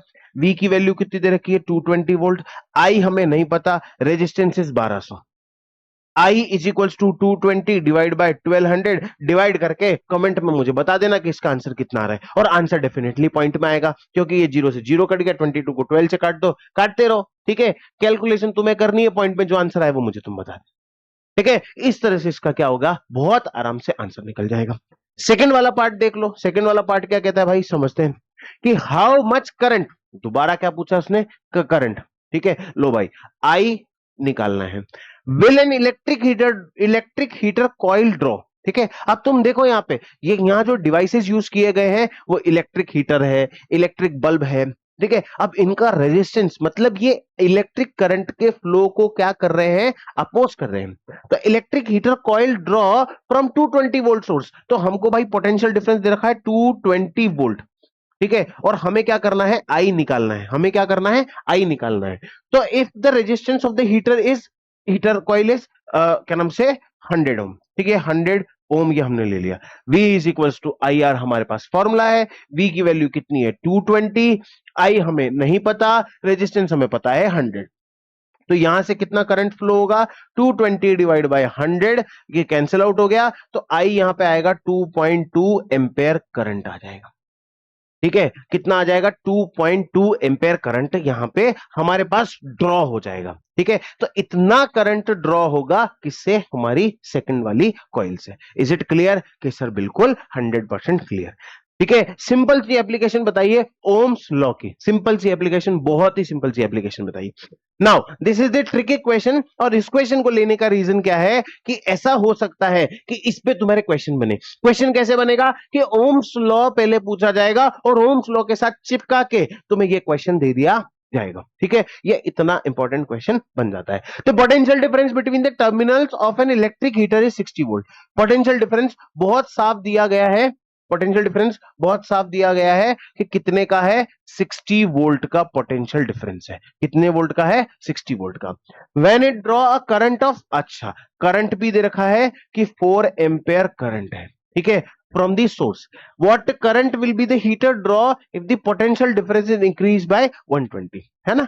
अब देखो सीधी सी बात है, हमको एक चीज पता है, हमको एक चीज पता है कि V is equals to I R है, लेकिन उससे पहले भी हमें एक चीज पता है कि V is directly proportional to I। Potential difference जो है वो किसके प्रोपोर्शनल है, करंट के प्रोपोर्शनल है। अब यहां पे देखो, पहले कितना करंट था 60 वोल्ट, अब 60 वोल्ट से करंट कितना हो गया 120 वोल्ट हो गया। क्योंकि क्वेश्चन को समझना, पहले तो उसने उसकी भूमिका बांधी है, रूपरेखा बताई है, उसने उसका एक पूरा मतलब माहौल क्रिएट किया है, ठीक है, कि पोटेंशियल डिफरेंस दो टर्मिनल ऑफ इलेक्ट्रिक हीटर पे 60 वोल्ट है। अब वो जब करंट ड्रॉ कर रहा है वो कितना है, 4 एम्पेयर, लेकिन कितना करंट ड्रॉ होगा जब वो 120 वोल्ट होगा, ठीक है। तो मैं ये कहता हूं कि अगर यहां पे करंट पोटेंशियल डिफरेंस कितना हो गया, डबल हो गया, तो यहां पे करंट भी जो है वो कितना हो जाएगा, 8 एम्पेयर हो जाएगा, ठीक है। करंट भी कितना हो जाएगा, 8 एम्पेयर हो जाएगा, है ना। लेकिन इसको भाई प्रूफ करके बताओ, ठीक है सर। अब हमारा यहां आर क्या है, कि सर आर तो कांस्टेंट है, क्या है, कांस्टेंट है। अब समझना, potential difference 60 volt, current 4 ampere, यहां डाल दो, रेजिस्टेंस निकाल दो, ठीक है। अब कांस्टेंट म्हणजे कि भाई अगर सपोज करिए तार है, ठीक है, इस तार को हमने लिया है तो इसका रेजिस्टेंस हमेशा क्या रहेगा, फिक्स्ड रहेगा, कितना रहेगा, फिक्स्ड। आगे बात समझ में। अब ये रेजिस्टेंस फिक्स्ड रहेगा तो इस रेजिस्टेंस को समझो, आगे की कहानी को समझो। तो हमने क्या किया, V is equals to I R लिया। अब यहां से V की वैल्यू कितनी है, 60, I की वैल्यू है 4 और रेजिस्टेंस R। तो यहां से रेजिस्टेंस कितना हो गया, 60 डिवाइड बाय 4, रेजिस्टेंस हो गया हमारा कितना, 15 ओम। तो हमें पता पड़ गया उस इलेक्ट्रिक हीटर का रेजिस्टेंस कितना है, 15 ओम है, ठीक है। क्लियर हो गई बात यहां तक। अब रेजिस्टेंस 50 ओम है और पोटेंशियल डिफरेंस कितना हो गया, 120 वोल्ट। तो अब कंडीशन टू क्या है, potential difference is 120 volt, resistance is 15 ओम, 15 ओम, ठीक है। तो क्या है, अब यहां पे हमको किस चीज को समझना पड़ेगा, हमको यहां पे आई निकालना है, हमको यहां पे आई निकालना है। तो V is equals to I R formula है, तो V 120, आई का नहीं पता और आर हमें पता है 15, तो I is equals to 120 divide by 15। तो बताओ कितना आ रहा है, जितना मैंने बोला था सर उतना ही आ रहा है, 8 एम्पेयर। आगे बात समझ में। अगर इस तरह का क्वेश्चन एमसीक्यू में आए, don't waste your time in this method और इन दिस फिनोमिना, डायरेक्ट उसका एग्जांपल, डायरेक्ट उसका आंसर तुम ये लिख सकते हो। लेकिन अगर 2-3 नंबर के साथ, ओम्स लॉ के साथ ये क्वेश्चन चिपक के आता है, ठीक है, बिल्कुल ऐसा सटा हुआ आएगा, ए और बी पार्ट बन के, तो उसके अंदर तुम्हें इसको इसी तरीके से सॉल्व करना है, ठीक है। आई होप यहां तक सारी कहानी क्लियर होगी, ठीक है, क्लियर है। आगे चलते हैं। अब वही बात कि रेजिस्टेंस को समझते हैं, ठीक है। तो रेजिस्टेंस मैं दोबारा बताता हूं, resistance is the property of material. इस बात को ध्यान से रखना, resistance is the property of a material that oppose the flow of electric current. Unit क्या होती है इसकी, ओम होती है। मतलब सर जॉर्ज सिमन ओम को ट्रिब्यूट देने के लिए उनके नाम पे ही उसकी क्या कर दी गई, यूनिट बना दी गई, है ना। आगे बात समझ में। अब ये रेजिस्टेंस जो है, ठीक है, यहां पे एक शब्द और आता है जिसे हम बोलते हैं रेजिस्टिविटी, और यहां पे हम रोएंगे भी, ठीक है, क्योंकि फॉर्मूला ही ये दे रखा है, R equals to rho L upon A। मतलब एक टर्म और होती है जिसको हम बोलते हैं रेजिस्टिविटी, ठीक है। अब रेजिस्टिविटी क्या है, कि रेजिस्टिविटी एंड रेजिस्टेंस में बड़ा कंफ्यूजन होता है बच्चों को। तो resistance is the property of the material, ठीक है, किसी भी एक पर्टिकुलर मटेरियल की। कोई लेंथ, कोई ब्रेथ, कोई एरिया, कोई मतलब टेम्परेचर कुछ भी डिसाइड नहीं है। हर सिचुएशन में, हर सर्कमस्टेंसेज में उसका रेजिस्टेंस क्या हो सकता है, अलग अलग हो सकता है, बशर्ते वो चेंज होना चाहिए, ठीक है। तो कोई भी मटेरियल है उसका रेजिस्टेंस जो है, ये कुछ 4-5 फैक्टर्स हैं, इनके ऊपर डिपेंड करता है, ठीक है। ये 4 फैक्टर्स हैं जिनके ऊपर डिपेंड करता है। पहला फैक्टर इज लेंथ, ठीक है। लेंथ जो है वो डायरेक्टली प्रोपोर्शनल है। इस बात को यहां से समझेंगे कि एक पहला फैक्टर जिसे हम बोलते हैं length, length is directly proportional to resistance, या इसको यूं बोल दो कि resistance is directly proportional to length. जितनी ज्यादा लेंथ होगी उतना ही ज्यादा रेजिस्टेंस होगा। इस कंसेप्ट को सिंपल से तरीके से समझो कि अगर कोई रास्ता है, ठीक है, कोई 10 मीटर का रास्ता है, कोई 20 मीटर का रास्ता है, तो जैसे ही 20 मीटर का रास्ता हुआ, तुम्हें ट्रेवल करने में क्या लगेगा, टाइम लगेगा, ठीक है। तुम्हें ट्रेवल करने में टाइम लगेगा, तुम्हें ट्रेवल करने में प्रॉब्लम आएगी, और प्रॉब्लम आएगी, वो प्रॉब्लम किसको आएगी, इलेक्ट्रॉन को आएगी, और जहां उसको इलेक्ट्रॉन को ट्रेवल करने में प्रॉब्लम आ रही है उसको हमने क्या बोल दिया, रेजिस्टेंस की। सर बिल्कुल, तो सीधी सी बात है, लेंथ के बढ़ने से रेजिस्टेंस बढ़ रहा है, बिल्कुल सही है। अब एक एक पतली सड़क है, उस पतली सड़क पे तुम ज्यादा इजीली चल पाओगे, ज्यादा फास्ट चल पाओगे, कि बड़ी सड़क पे, चौड़ी सड़क पे ज्यादा फास्ट चल पाओगे। सर ऑब्वियस सी बात है, चौड़ी सड़क पे ज्यादा फास्ट चलेंगे। तो सीधी सी बात है कि resistance is inversely proportional to area, वो एरिया के इनवर्सली प्रोपोर्शनल है, ठीक है। तीसरी चीज डिपेंड करती है मटीरियल, ठीक है। मटेरियल जैसे मैंने तुम्हें क्या बोला कि तुमने मतलब बहुत सारे एग्जाम्पल देखे होंगे, जैसे अभी मैंने तुम्हें बोला कि silver is the best conductor. इस दुनिया में अगर किसी भी तरीके से अच्छा कंडक्टर ढूंढने जाएं तो वो क्या है, सिर्फ और सिर्फ सिल्वर है। क्या है, सिर्फ और सिर्फ सिल्वर। तो सिल्वर का रेजिस्टेंस बहुत कम है, ठीक है, बहुत कम। लेकिन वहीं पे तुम देख लो कॉपर के वायर, जनरली हमारे घर में जितने भी तार यूज होते हैं, आज मेरे घर में मतलब मेरे स्टूडियो में भी ये जो बोर्ड चल रहा है, सामने कैमरा चल रहा है, ऊपर लाइट चल रही है, इधर एसी चल रहा है, ठीक है, मेरी जेब में कितने सारे फोन है, ये माइक चल रहे हैं, ये सब क्या है, ये सब किस पे चल रहे हैं, इलेक्ट्रिसिटी पे चल रहे हैं। और इलेक्ट्रिसिटी पे चल रहे हैं तो इनको एक पॉइंट से दूसरे पॉइंट तक कनेक्ट करने के लिए क्या चाहिए, तार। वो तार किसका बना हुआ है, वो वायर किसका बना हुआ है, वो बना हुआ है कॉपर का। सिल्वर क्यों नहीं यूज किया सर, क्योंकि सिल्वर बहुत महंगा है बाबा, ठीक है, सिल्वर बहुत महंगा है, इसलिए क्या यूज किया, copper. Copper is the best alternate of silver, ठीक है। उसका रेजिस्टेंस और इसके रेजिस्टेंस, मतलब इसका रेजिस्टेंस ऑब्वियस सी बात है कि कॉपर का रेजिस्टेंस ज्यादा होता है, लेकिन कॉपर का रेजिस्टेंस मतलब इतना भी नहीं होता है, सिल्वर से थोड़ा सा ज्यादा है, थोड़ा सा ज्यादा, ठीक है। वहीं पे तुमने देखा होगा जब बड़ी बड़ी इलेक्ट्रिसिटी की वायर्स आती है वो किसकी होती है, एल्यूमिनियम की। एल्यूमिनियम का जो रेजिस्टेंस है वो कॉपर से भी ज्यादा है, लेकिन इनमें कोई ज्यादा डिफरेंस नहीं है। जब हमको लॉन्ग डिस्टेंसेस पे क्या होता है कि इलेक्ट्रिसिटी को फ्लो करवाना होता है बड़ी बड़ी डिस्टेंसेस पे, तो हम एल्यूमिनियम का यूज करते हैं, ठीक है। आगे बात समझ में। और एल्यूमिनियम के बाद जितना भी रेजिस्टेंस जो है धीरे धीरे धीरे धीरे करके सबका रेजिस्टेंस बढ़ता जाता है। सबसे कम रेजिस्टेंस किसका है, सिल्वर का। उसके बाद मतलब उससे थोड़ा सा ज्यादा रेजिस्टेंस किसका है, कॉपर का। उससे थोड़ा सा ज्यादा किसका है, एल्यूमिनियम का। इसलिए तीन चीजें ही यूज की जाती है किसके अंदर जहां पे भी इलेक्ट्रिक करंट का फ्लो करवाया जाता है उसके लिए, ठीक है। तो ये मटेरियल भी डिपेंड करता है कि क्या है। एंड चौथा सबसे important factor, temperature.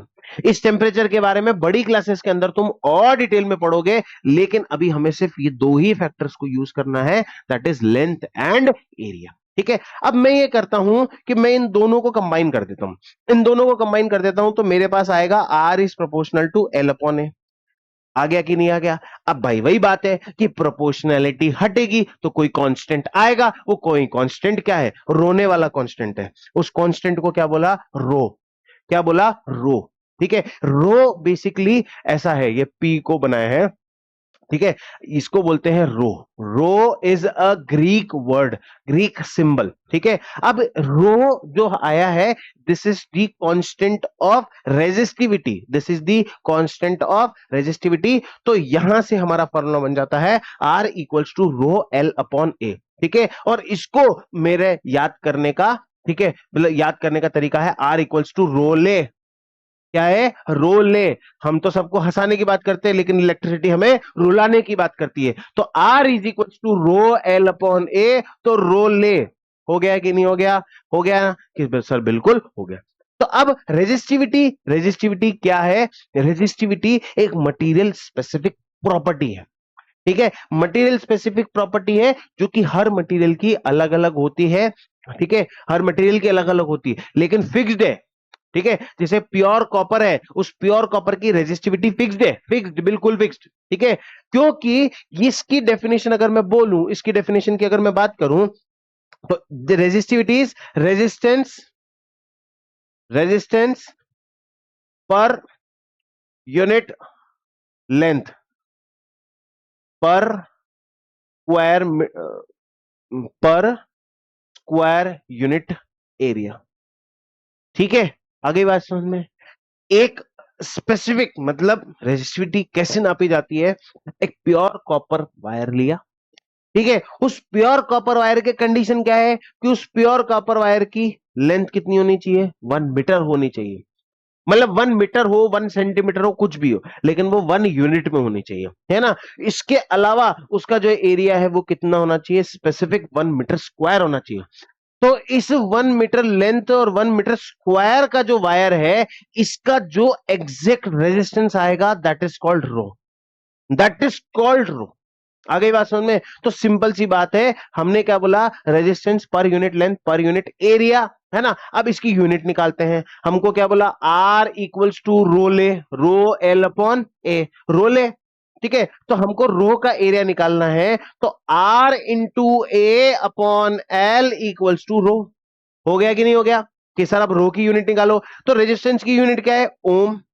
Area is measured in metre square, length is measured in metre, तो ये रो की यूनिट क्या हो गई, मीटर से काट दिया मीटर को, तो रो की यूनिट क्या आ गई, ओम मीटर। क्या आ गई, ओम मीटर। क्या आ गई, ओम मीटर। आ गई बात समझ में? तो ये रेजिस्टेंस की यूनिट हो गई क्या, ओम मीटर। इस तरह से रेजिस्टेंस की यूनिट को, रेजिस्टिविटी की यूनिट को क्या किया गया है, निकाला गया है। ठीक है।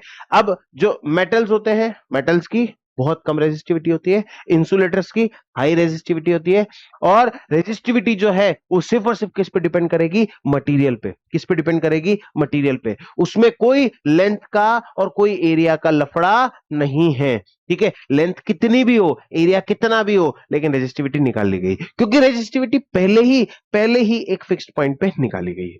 आगे बात समझ में? जैसे पार्ले जी बिस्किट 5 रुपए का आता है, ठीक है, तुम 10 खरीदोगे तो भी वो 5 रुपए का एक बिस्किट है, और 5 × 10 कर लो तो तुमको उतने पैसे देने हैं। ठीक है, तो रेजिस्टेंस मतलब एक यूनिट प्राइस जो है वो तो क्या है, फिक्स्ड। अब तो ये रेजिस्टिविटी क्या है, यूनिट प्राइस। रेजिस्टिविटी क्या है, यूनिट प्राइस। लेकिन अब तुमने कहा कि सर हम तो क्या नाम से 10 पार्ले जी लेंगे, तो भाई रेजिस्टेंस जो है, मतलब जो तुम्हारा एक्चुअल कॉस्ट और रेट वाली बात होगी यहाँ पे। ठीक है, कॉस्ट जो होगी वो कितनी हो जाएगी, ये कितनी हो जाएगी, 5 × 10, 50 रुपए की। तो ऐसे ही रेजिस्टिविटी इज दी रेट और कॉस्ट इज रेजिस्टेंस। ठीक है, मटेरियल की लेंथ और एरिया बढ़ने घटने के साथ रेजिस्टेंस बढ़ेगा घटेगा, लेकिन रेजिस्टिविटी फिक्स रहने वाली है, कोई चेंज नहीं होने वाला। ठीक है, आगे बात समझ में? अब रेजिस्टेंस के ऊपर कुछ क्वेश्चंस हम करते हैं। क्या क्वेश्चंस हैं, देखते हैं। ठीक है, अब हमें बोला गया है कि a wire of given material having a length, इतना एरिया ऑफ क्रॉस सेक्शन। ठीक है, अच्छा, a wire of given material having length I, length L. ठीक है, लेंथ तो दे रखी है हमें कितनी, एल। एक मिनट, हाँ, लेंथ हमें कितनी दे रखी है, LENGTH, लेंथ कितनी दे रखी है, एल दे रखी है। Of cross section area, area. अब यहां पे क्या वर्ड यूज किया जाता है बेटा, एरिया ऑफ क्रॉस सेक्शन। ठीक है, एरिया ऑफ क्रॉस सेक्शन का मतलब क्या होता है कि जैसे हम, मैं सीधी सी बात है, मैं एरिया निकालना जाऊं तो इस वाले पार्ट का भी तो एरिया निकल सकता है, लेकिन क्रॉस सेक्शन का मतलब है कि जब इसको काटा जाएगा तो इस तरफ के सरफेस पे जो एरिया आएगा, that is called area of cross section. मतलब मेरे पास देखो ये बॉटल है, ठीक है, अब भी जब हम सरफेस एरिया वॉल्यूम्स पढ़ते हैं उसके अंदर हम कर्व वाला एरिया निकालते हैं, लेकिन क्रॉस सेक्शन एरिया मतलब सपोज करो कि इस वायर के थ्रू करंट बह रहा है, तो इस वायर का ये वाला एरिया नहीं निकाला जाएगा, इस वायर का ये वाला एरिया निकाला जाएगा। इसलिए इसको क्या बोला जाता है, हर जगह पे तुम ये देखोगे कि क्रॉस सेक्शन यूज किया जाता है। क्रॉस सेक्शन मतलब जहां से उसको काटा जाएगा। हम्म, ठीक है, तो इस तरह से क्या होता है कि निकालना होता है। अब क्रॉस सेक्शन एरिया कितना दे रखा है, ए दे रखा है। रेजिस्टेंस कितना है, 4 ओम है। रेजिस्टेंस कितना है, 4 ohm. What will be the resistance of another wire of the same material, मतलब मटेरियल क्या है, सेम है, having length L/2 and the area of cross section 2A। ठीक है, मतलब एक क्या दे रखा है हमको कि एक वायर दे रखा है जिसका मटेरियल, जिसकी लेंथ कितनी है, L है, और जिसका क्रॉस सेक्शन एरिया A है, उसका रेजिस्टेंस कितना है, 4 ओम है। What will be the resistance of another wire of same material having length L/2 and area of cross section 2 है। सीधी सी बात है कि मैंने भी फॉर्मूला पढ़ा, R इक्वल्स टू रो ले। ठीक है, तो रो लेते हैं थोड़ा सा। तो रेजिस्टेंस कितना दे रखा है, R इक्वल्स टू रो ले, रो L/A। तो रेजिस्टेंस कितना दे रखा है भाई, 4। रो कितना दे रखा है मुझे नहीं पता, एल कितनी है, एल है, एरिया कितना है, ए है। तो यहां से मेरे को रो की वैल्यू क्या मिलेगी, 4A/L मिलेगी। ये किसकी वैल्यू मिली, रो की वैल्यू मिली। किसकी वैल्यू मिली, रो की वैल्यू, है ना। आगे बात सुने, ये लेंथ है भाई, लेंथ लेंथ लेंथ। ठीक है, किसकी वैल्यू मिल गई, रो की वैल्यू मिल गई। अब उसने मेरे को क्या बोला है कि now the length become L/2, now the length become L/2 और क्रॉस सेक्शन एरिया 2A। तो अब इसका रेजिस्टेंस निकालना है, तो R equals to row L/A। ठीक है, तो रेजिस्टेंस तो फाइंड आउट करना है। अब रो की वैल्यू क्या निकाली है, 4A/L। ठीक है, तो मैंने यहां पे बहुत प्यार से लिखा 4A/L लिख दिया। और लेंथ कितनी दे रखी है, लेंथ कितनी दे रखी है, L/2, तो ले भाई L/2 मल्टीप्लाई 1/A है, तो A की वैल्यू कितनी है, 2A, तो 1/2A। ठीक है, इस 2 से इस 2 को काट दिया, कितना हो गया, मतलब ये 2A हो गया। अब इस 2A से 2A को काट दिया, लेंथ से लेंथ को काट दिया, तो नाउ द रेजिस्टेंस बिकम 4 है। ठीक है, आगे बात समझ में? 1 ओम, सॉरी 4a बोल रहा हूं। नाउ द रेजिस्टेंस बिकम 1 ओम। कितना हो गया? 1 ओम रेजिस्टेंस आ गया। लेकिन लेकिन ये तो सर आपने पूरा कैलकुलेशन से किया। अगर यही क्वेश्चन एमसीक्यू से आ जाए तो कैसे करेंगे? देखो समझो, रेजिस्टेंस कितनी है? 4 ओम। ठीक है, हमें पता है कि लेंथ आधी होते से रेजिस्टेंस भी कितना हो जाएगा? आधा। होगा कि नहीं होगा? कि सर बिल्कुल होगा, क्योंकि दोनों प्रोपोर्शनल है। तो 4 ओम से लेंथ कितनी हो गई? मतलब लेंथ आधी हुई तो 4 ओम रेजिस्टेंस कितना हो गया? 2 ओम हो गया। ये सर ठीक है। मतलब यहां पे इसको देखो, ये रेड स्पॉट बना के बताता हूं कि लेंथ कितनी हुई? आधी। ठीक है, 4 ओम रेजिस्टेंस था, लेंथ आधी हुई तो ये कितना हो गया? 2 ओम। ये डबल हुआ, इनवर्सली प्रोपोर्शनल है, तो इसका भी फिर आधा होगा, तो 1 ओम। तो फाइनल रेजिस्टेंस कितना आएगा? 1 ओम। मतलब 2 मिनट भी, 1 मिनट भी नहीं लगा भाई। ठीक है, इतना इजीली ये क्वेश्चन जो है सॉल्व हो जाएगा। ठीक है, इस तरह से क्वेश्चन बनने वाले हैं। मतलब ये शॉर्ट ट्रिक्स है, जिनको समझ में आए ठीक है, नहीं तो लॉन्ग फॉर्मेट पे तो मैंने तुम्हें बता दिया कि कैसे अप्रोच करनी। ठीक है, अगला क्वेश्चन देखते हैं। Why are the coils of electric toaster and electric irons made up of alloy rather than the pure metal? ये एक बड़ा क्वेश्चन है। ठीक है, कि जो कॉइल्स होती है इलेक्ट्रिक टोस्टर या इलेक्ट्रिक आयरन की, आयरन मतलब वो प्रेस, ठीक है, made up of alloy rather than pure metal. इसका रीजन बता। ये क्वेश्चन क्यों यहां पे रखा है? क्योंकि इसके ऊपर क्वेश्चन बनने के चांसेस बहुत ज्यादा होते हैं, क्योंकि इस बार फिजिक्स का जो है डेडिकेटेड पेपर आएगा। ठीक है, और नहीं भी आता है तो भी यार ये मोस्ट रिपीटेड क्वेश्चंस में से एक है ना? तो इसलिए इस क्वेश्चन को यहां पे रखना बहुत जरूरी था। अलॉय के क्यों बनाए जाते हैं प्योर मेटल के बजाय? अलॉय का रेजिस्टेंस ज्यादा होता है as comparable to pure metal. ठीक है, और रेजिस्टेंस को इंक्रीज करने के लिए किया जाता है। और रेजिस्टेंस इंक्रीज करने से क्या मिलेगा वो तुम्हें आगे हम अगला मतलब जो पार्ट है, ठीक है, heating effect of electric current, वो मैं बताऊंगा, है ना? तो इसमें ये चीजें हैं। तो इसका क्या है कि अलॉयज का जो होता है वो क्या होता है? हाई रेजिस्टेंस होता है। क्या होता है? हाई रेजिस्टेंस होता है। And due to that high resistance हमको क्या करना पड़ता है? Due to that high resistance हमें वो अलॉय के बनाए जाते हैं, क्योंकि इलेक्ट्रिक टोस्टर और इलेक्ट्रिक आयरन के अंदर हमें क्या चाहिए? हीट चाहिए, तो हमें रेजिस्टेंस ज्यादा चाहिए।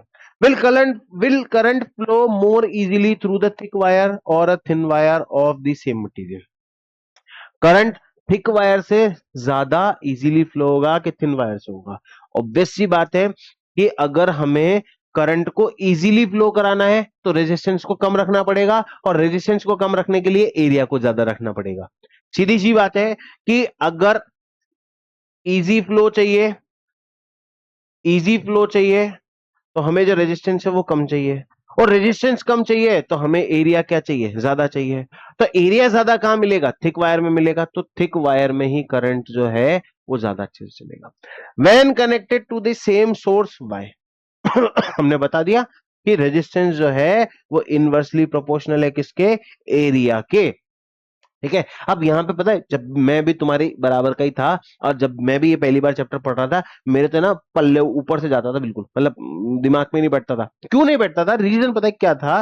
रीजन यही था क्योंकि ये क्वेश्चन को, सीधी सी बात है यार, रेजिस्टेंस वर्ड यूज कर लो ना यहाँ पे, क्यों हमें परेशान कर रहे हो यार? लेकिन रेजिस्टेंस वर्ड यूज नहीं करना है यहाँ पे, करंट फ्लो इजीली बताना है।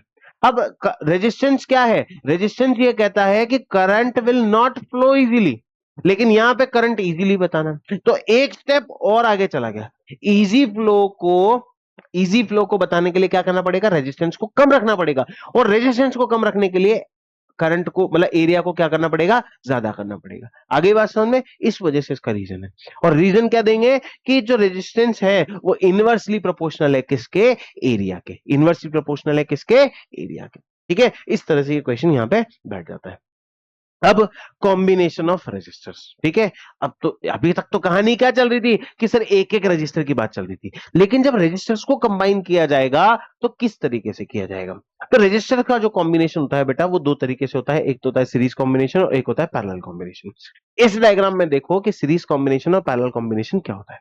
जब जब दो रजिस्टर्स मतलब कोई भी हीटिंग अप्लायंस हो, कोई भी यूजफुल इलेक्ट्रिकल अप्लायंस हो, भले वो हीटिंग नहीं हो, कोई दिक्कत नहीं, नॉन हीटिंग हो, कूलिंग हो, एसी वाला हो, कुछ भी हो, कोई भी अप्लायंस तुम जोड़ रहे हो that is known as register. ठीक है, क्योंकि वो इलेक्ट्रिसिटी का मतलब इलेक्ट्रिसिटी को कंज्यूम करेगा। ठीक है, अब वो कंज्यूम करेगा तो क्या होगा कि जब एक रजिस्टर को एंड टू एंड दूसरे से जोड़ा जाए, ठीक है, तो वो क्या होता है? Series combination. लेकिन लेकिन क्या होता है, पैरेलल कॉम्बिनेशन क्या होता है, पैरेलल कॉम्बिनेशन क्या होता है कि जब एक वायर जा रहा है और दूसरा एक वायर जा रहा है, उस दोनों के बीच में कनेक्शन बैठाया जा रहा है पॉजिटिव और नेगेटिव टर्मिनल का। ठीक है, बहुत अच्छा एग्जाम्पल बताता हूं। तुम्हारे घर में दिवाली पे, क्रिसमस पे, ईद पे, किसी भी स्पेशल ओकेजन पे घर पे सिरिंज लगती है। ठीक है, अब क्या होता है कि दो तरह की सिरिंज आती है। एक तो कैसी होती है, एक बल्ब यहां लगा हुआ है, एक वायर है, एक बल्ब यहां लगा हुआ है, फिर वही वायर, एक बल्ब यहां लगा हुआ है, फिर वही वायर यहां लगा हुआ है, फिर वही वायर यहां लगा हुआ है। ये क्या है, बल्ब है हमारे।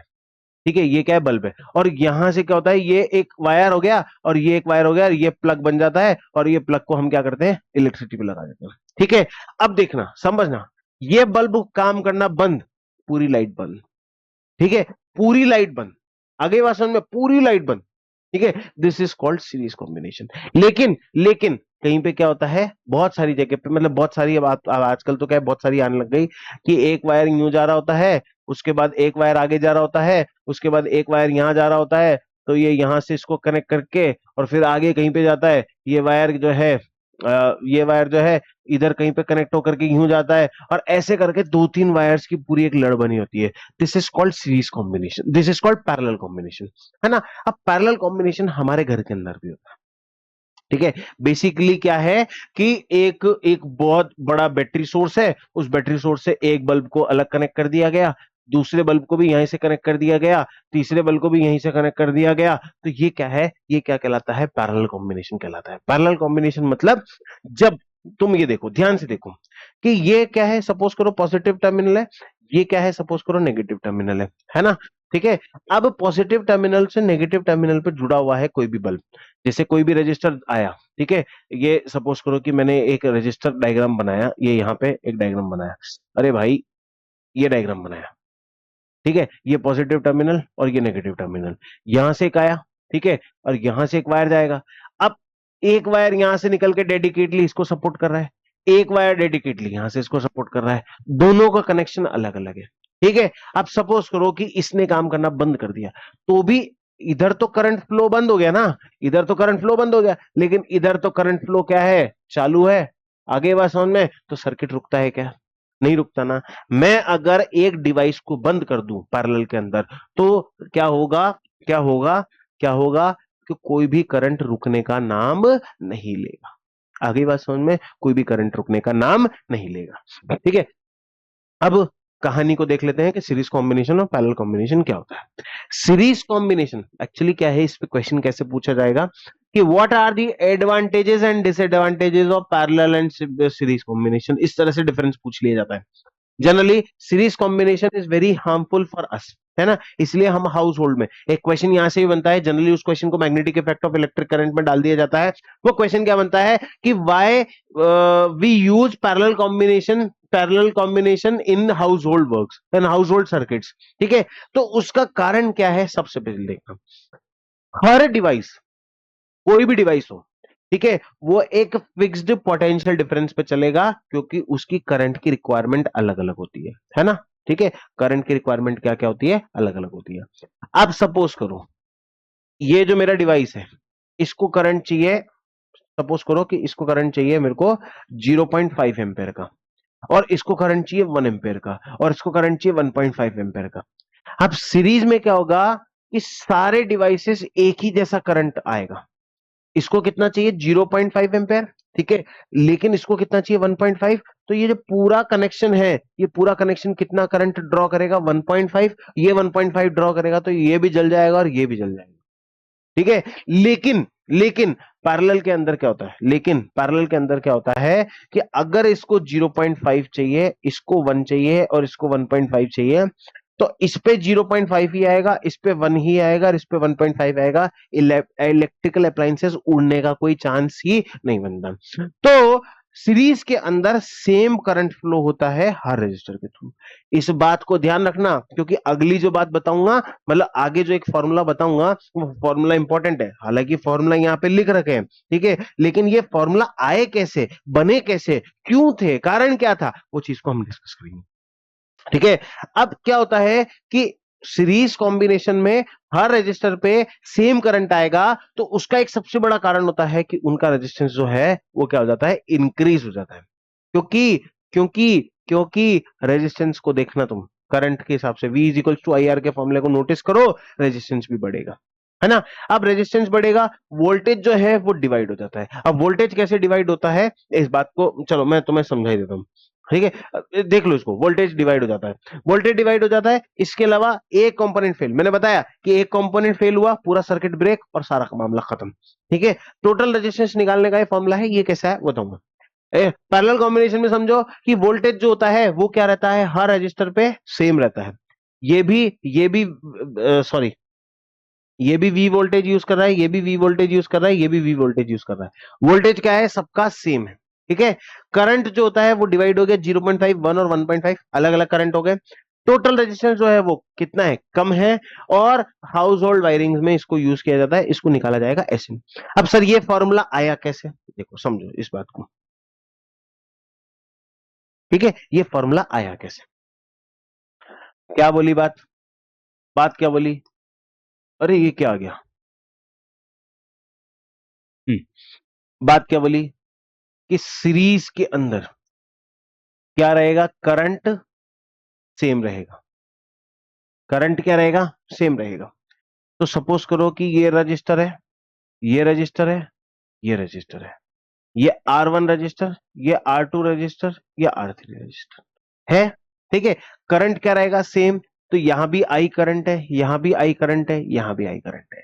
अब सीरीज के अंदर करंट सेम रहेगा तो भाई पोटेंशियल डिफरेंस क्या हो जाएगा, V1 V2 V3 हो जाएगा कि नहीं हो जाएगा। तो इसका जो टोटल पोटेंशियल डिफरेंस होगा, V जो होगा वो V1 plus V2 plus V3 के बराबर। और V इज इक्वल्स टू क्या है, आई आर। तो लो भैया, I R equals to I R one, क्योंकि इस कंडीशन में करंट तो क्या है, आई, लेकिन रेजिस्टेंस क्या है, R1। तो V is equals to I R, तो V की जगह पे क्या लिखा, आई आर। तो V1 पे क्या लिखेंगे, आई आर वन, V2 पे क्या लिखेंगे, आई आर टू, और V3 पे क्या लिखेंगे, आई आर थ्री, ठीक है। तो आई आर कॉमन लिया, यहां से तीनों में आई कॉमन है, तो आई कॉमन लिया, R1 plus R2 plus R3, ठीक है। कैंसिल आउट कर दिया इसको, तो रेजिस्टेंस क्या हो गया सीरीज का, R1 plus R2 plus R3 हो गया। क्लियर है बात यहां तक। तो इसलिए जो भी सीरीज सर्किट का डायग्राम होता है उसमें जो टोटल रेजिस्टेंस होता है उन सारे रजिस्टर का सम हो जाता है, उन सारे रजिस्टर का क्या हो जाता है, सम हो जाता है। लेकिन लेकिन अगर मैं बात करूं पैरेलल में, अगर मैं बात करूं किसमें, पैरेलल में, पैरेलल में क्या सेम रहेगा, पैरेलल में क्या रहता है same, potential difference remain same, potential difference remain same, ठीक है। अब पोटेंशियल डिफरेंस सेम रहेगा, रहेगा कि नहीं रहेगा, पोटेंशियल डिफरेंस बिल्कुल रहेगा। अब पोटेंशियल डिफरेंस सेम रहेगा तो ये लो भाई, ये यहां से करंट ये बनाया, रेजिस्टेंस कितना है, R1, करंट कितना है, I1, और पोटेंशियल डिफरेंस कितना है, सेम। ये यहां से हमने दूसरा रजिस्टर बनाया, ये क्या है, R2 I2 V, और यहीं से हमने एक तीसरा रजिस्टर बनाया, ये R3 I3 और V। इन सबको क्या किया, एक कनेक्शन में जोड़ दिया, जोड़ दिया, जोड़ दिया, ठीक है।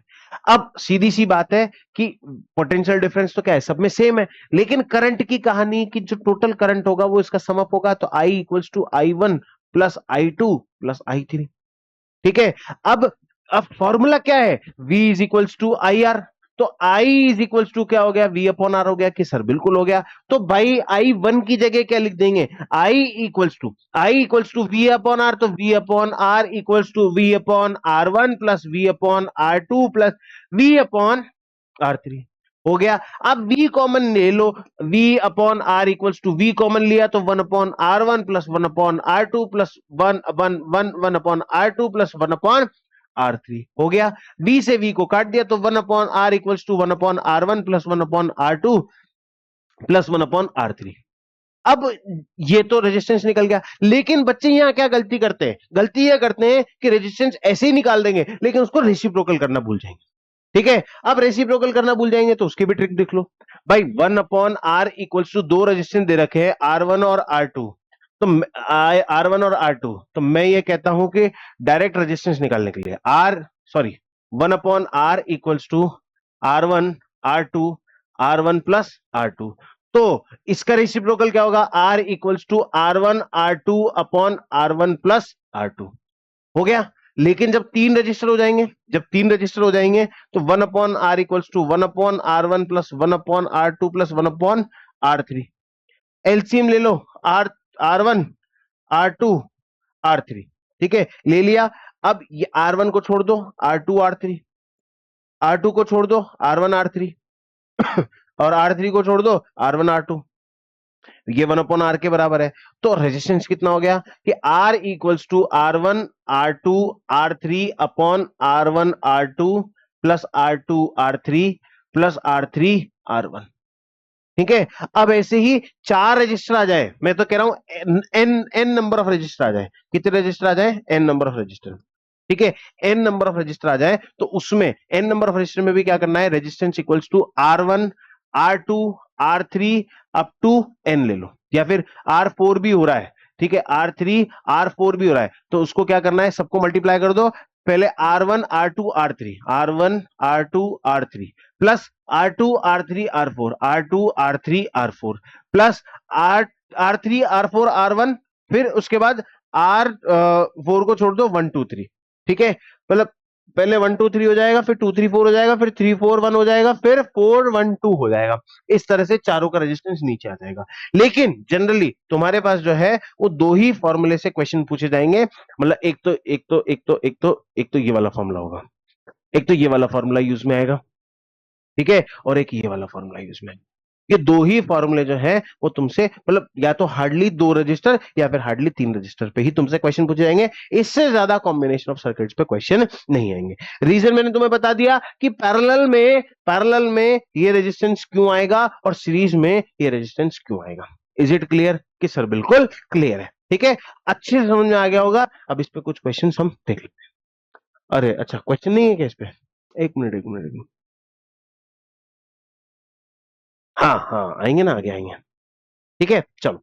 तो देखो, अब क्या होता है कि जहां भी इलेक्ट्रिसिटी जाएगी, ठीक है, जहां भी, मतलब किसी भी डिवाइस के अंदर, किसी भी डिवाइस की अगर मैं बात करूं, किसी भी डिवाइस के अंदर इलेक्ट्रिसिटी जाएगी तो वो क्या करेगी? कुछ इफेक्ट शो करेगी। अब वो इफेक्ट एक तो होगा हीटिंग इफेक्ट और दूसरा होगा मैग्नेटिक इफेक्ट। ठीक है, क्या होगा? एक तो होगा हीटिंग इफेक्ट और दूसरा होगा मैग्नेटिक इफेक्ट। अब ये मैग्नेटिक इफेक्ट के ऊपर तो क्या है, इस मैग्नेटिक इफेक्ट के ऊपर एक पर्टिकुलर डेडिकेटेड चैप्टर बनाया हुआ है, ठीक है, जो हम पढ़ेंगे magnetic effects of electric current के नाम से, है ना। तो ये मैग्नेटिक इफेक्ट के ऊपर ही वो चैप्टर बनाया हुआ है।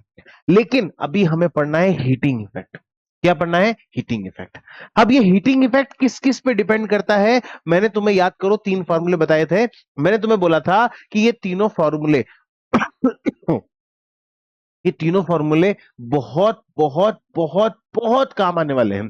ठीक है, ये तीनों फॉर्मूले क्या है? देखो, मैंने तुम्हें बताया था पहला formula Q is equals to I T, ठीक है, पहली बात।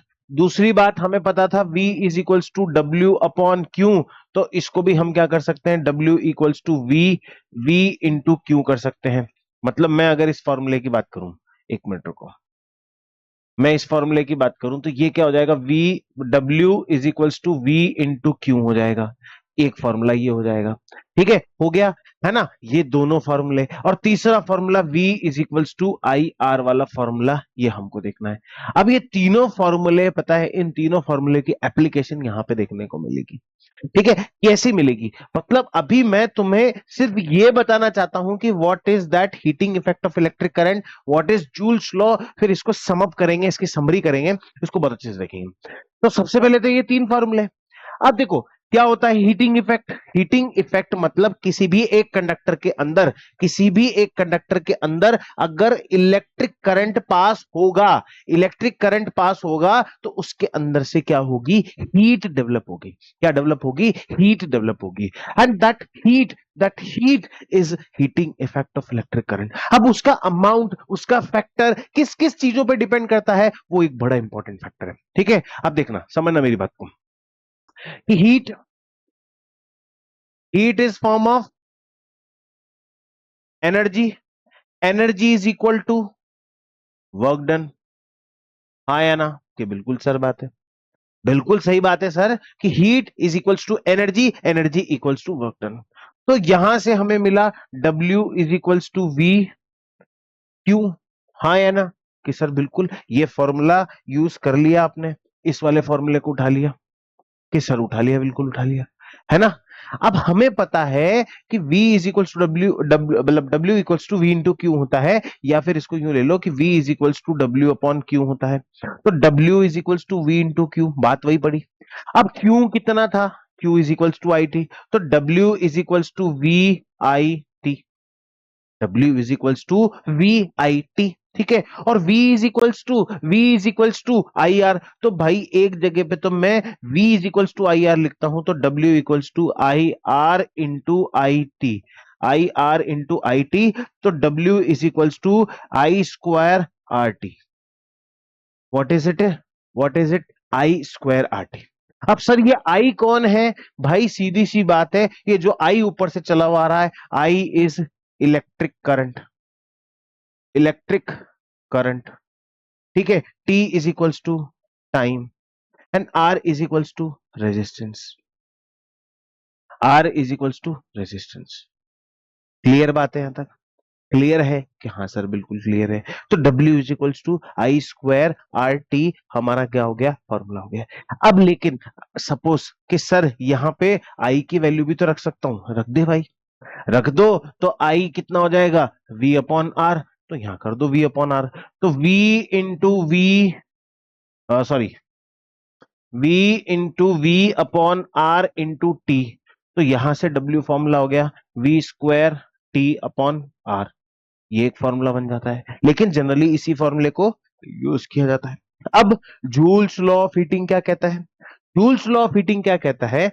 जूल्स लॉ ऑफ हीटिंग की अगर मैं बात करूं, तो यहां पे हमारे पास हीट का फॉर्मूला आ गया, हीट का फॉर्मूला आ गया H बराबर आई स्क्वायर आर टी, ठीक है। तो ये कहता है कि the amount of heat, the amount of heat, the amount of heat, amount of heat is directly proportional to the square of current flowing through it, directly proportional to the square of current flowing through it,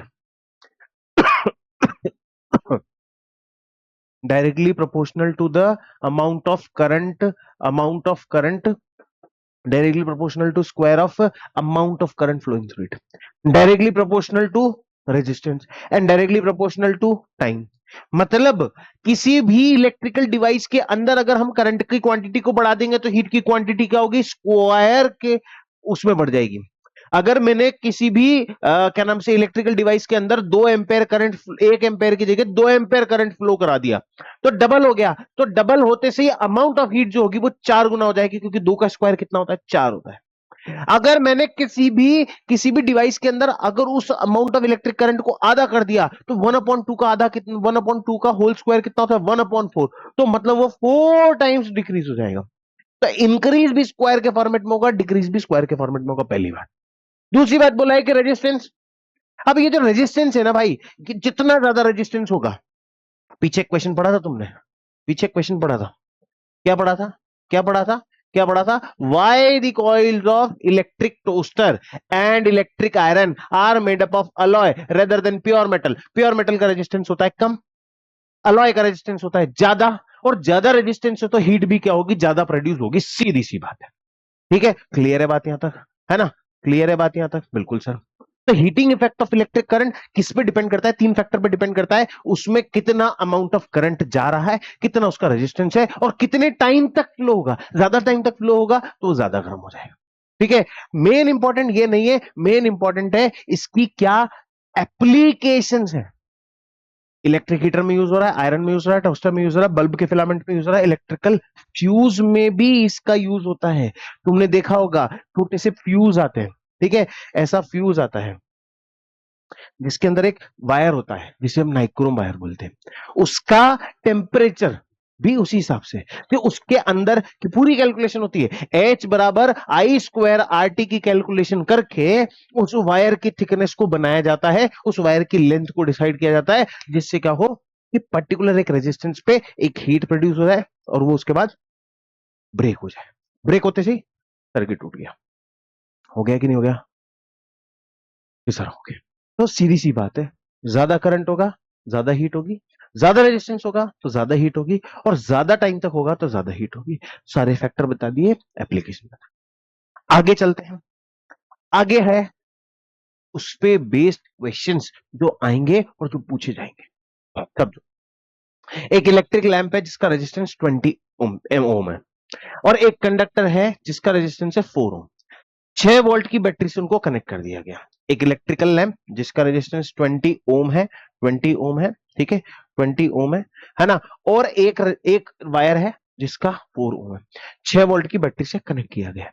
ठीक है, अब इसमें figure figure figure figure figure figure, oh my God, figure नहीं दिया हुआ कोई बात नहीं, हम दोनों ही तरीके से इसको कैलकुलेट कर देते हैं। ठीक है, दोनों तरीके से कैलकुलेट कर देते हैं। सपोज करते हैं कि दोनों एक बार सीरीज में एक बार पैरेलल में, मजा आएगा। चलो देखो कि क्या किया क्या किया क्या किया।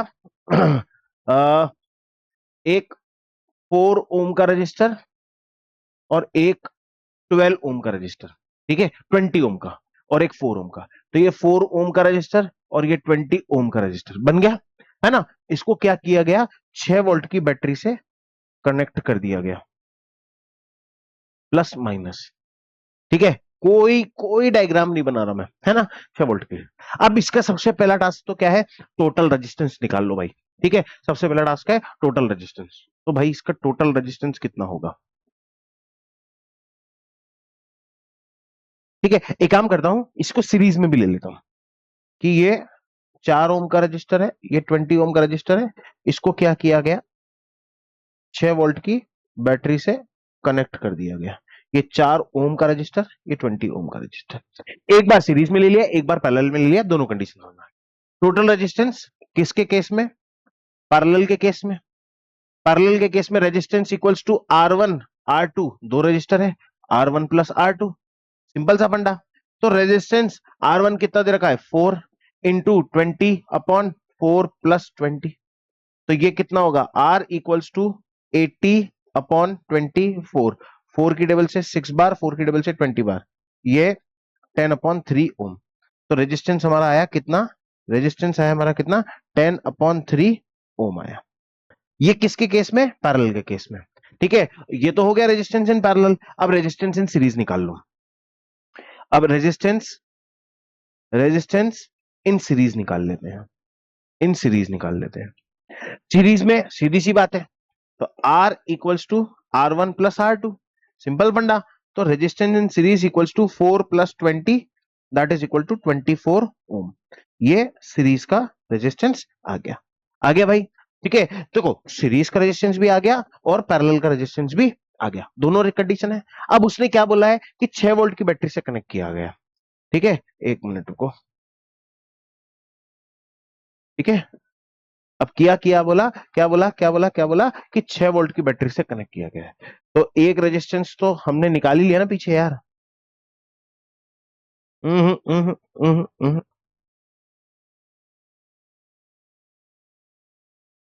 अब देखो, मेरे को रेजिस्टेंस इन सीरीज दे रखा है 24 ओम, एंड रेजिस्टेंस इन पैरेलल दे रखा है 10/3 ओम, है ना, यही कहानी दी हुई है, हटा दो सबको। अब आगे क्या बोला है कि पॉइंट ए बोला है the total resistance of the circuit. ले भाई, निकाल दिया दोनों कंडीशन में। 6 वोल्ट की battery, potential difference is 6 volt. The current through the circuit, पूरे सर्किट के थ्रू करंट कितना है ये देखना है। अब सर्किट के थ्रू करंट है, ये बहुत लॉजिक वाला क्वेश्चन है, अभी देखना बहुत यहां पे अल्टा पल्टी मारेगा कि पूरे सर्किट के थ्रू करंट कितना है। भाई इस केस में पोटेंशियल डिफरेंस 6 वोल्ट है, इस केस में पोटेंशियल डिफरेंस 6 वोल्ट है। पूरे सर्किट के थ्रू करंट कितना है इसको देखना है। क्या देखना है कि पूरे सर्किट के थ्रू करंट कितना है। तो I V is equals to I R, तो I is equals to V upon R।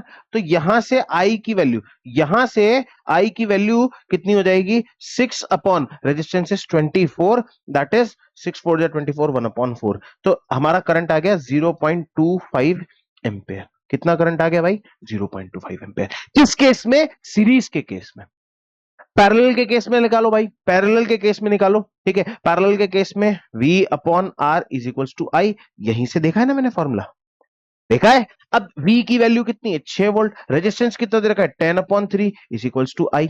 तो 6 इंटू 3/10 काट दो, 3 बार काट दिया 5 बार, तो I, तो I इज इक्वल्स टू 9/5। तो I is equals to something 1.8 ampere.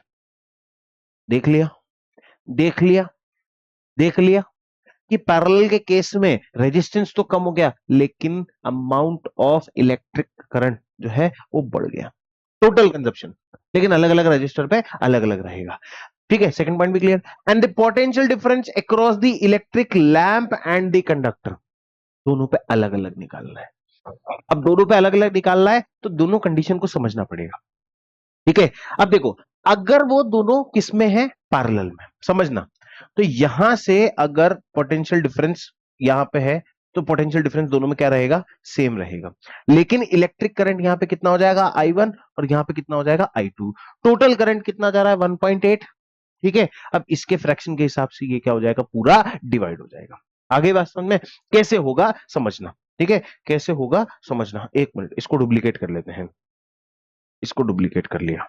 ठीक है, इसको डुप्लीकेट कर लिया, एक मिनट एक मिनट एक मिनट एक मिनट एक मिनट, हटा दो यहां से, सबको हटा दो।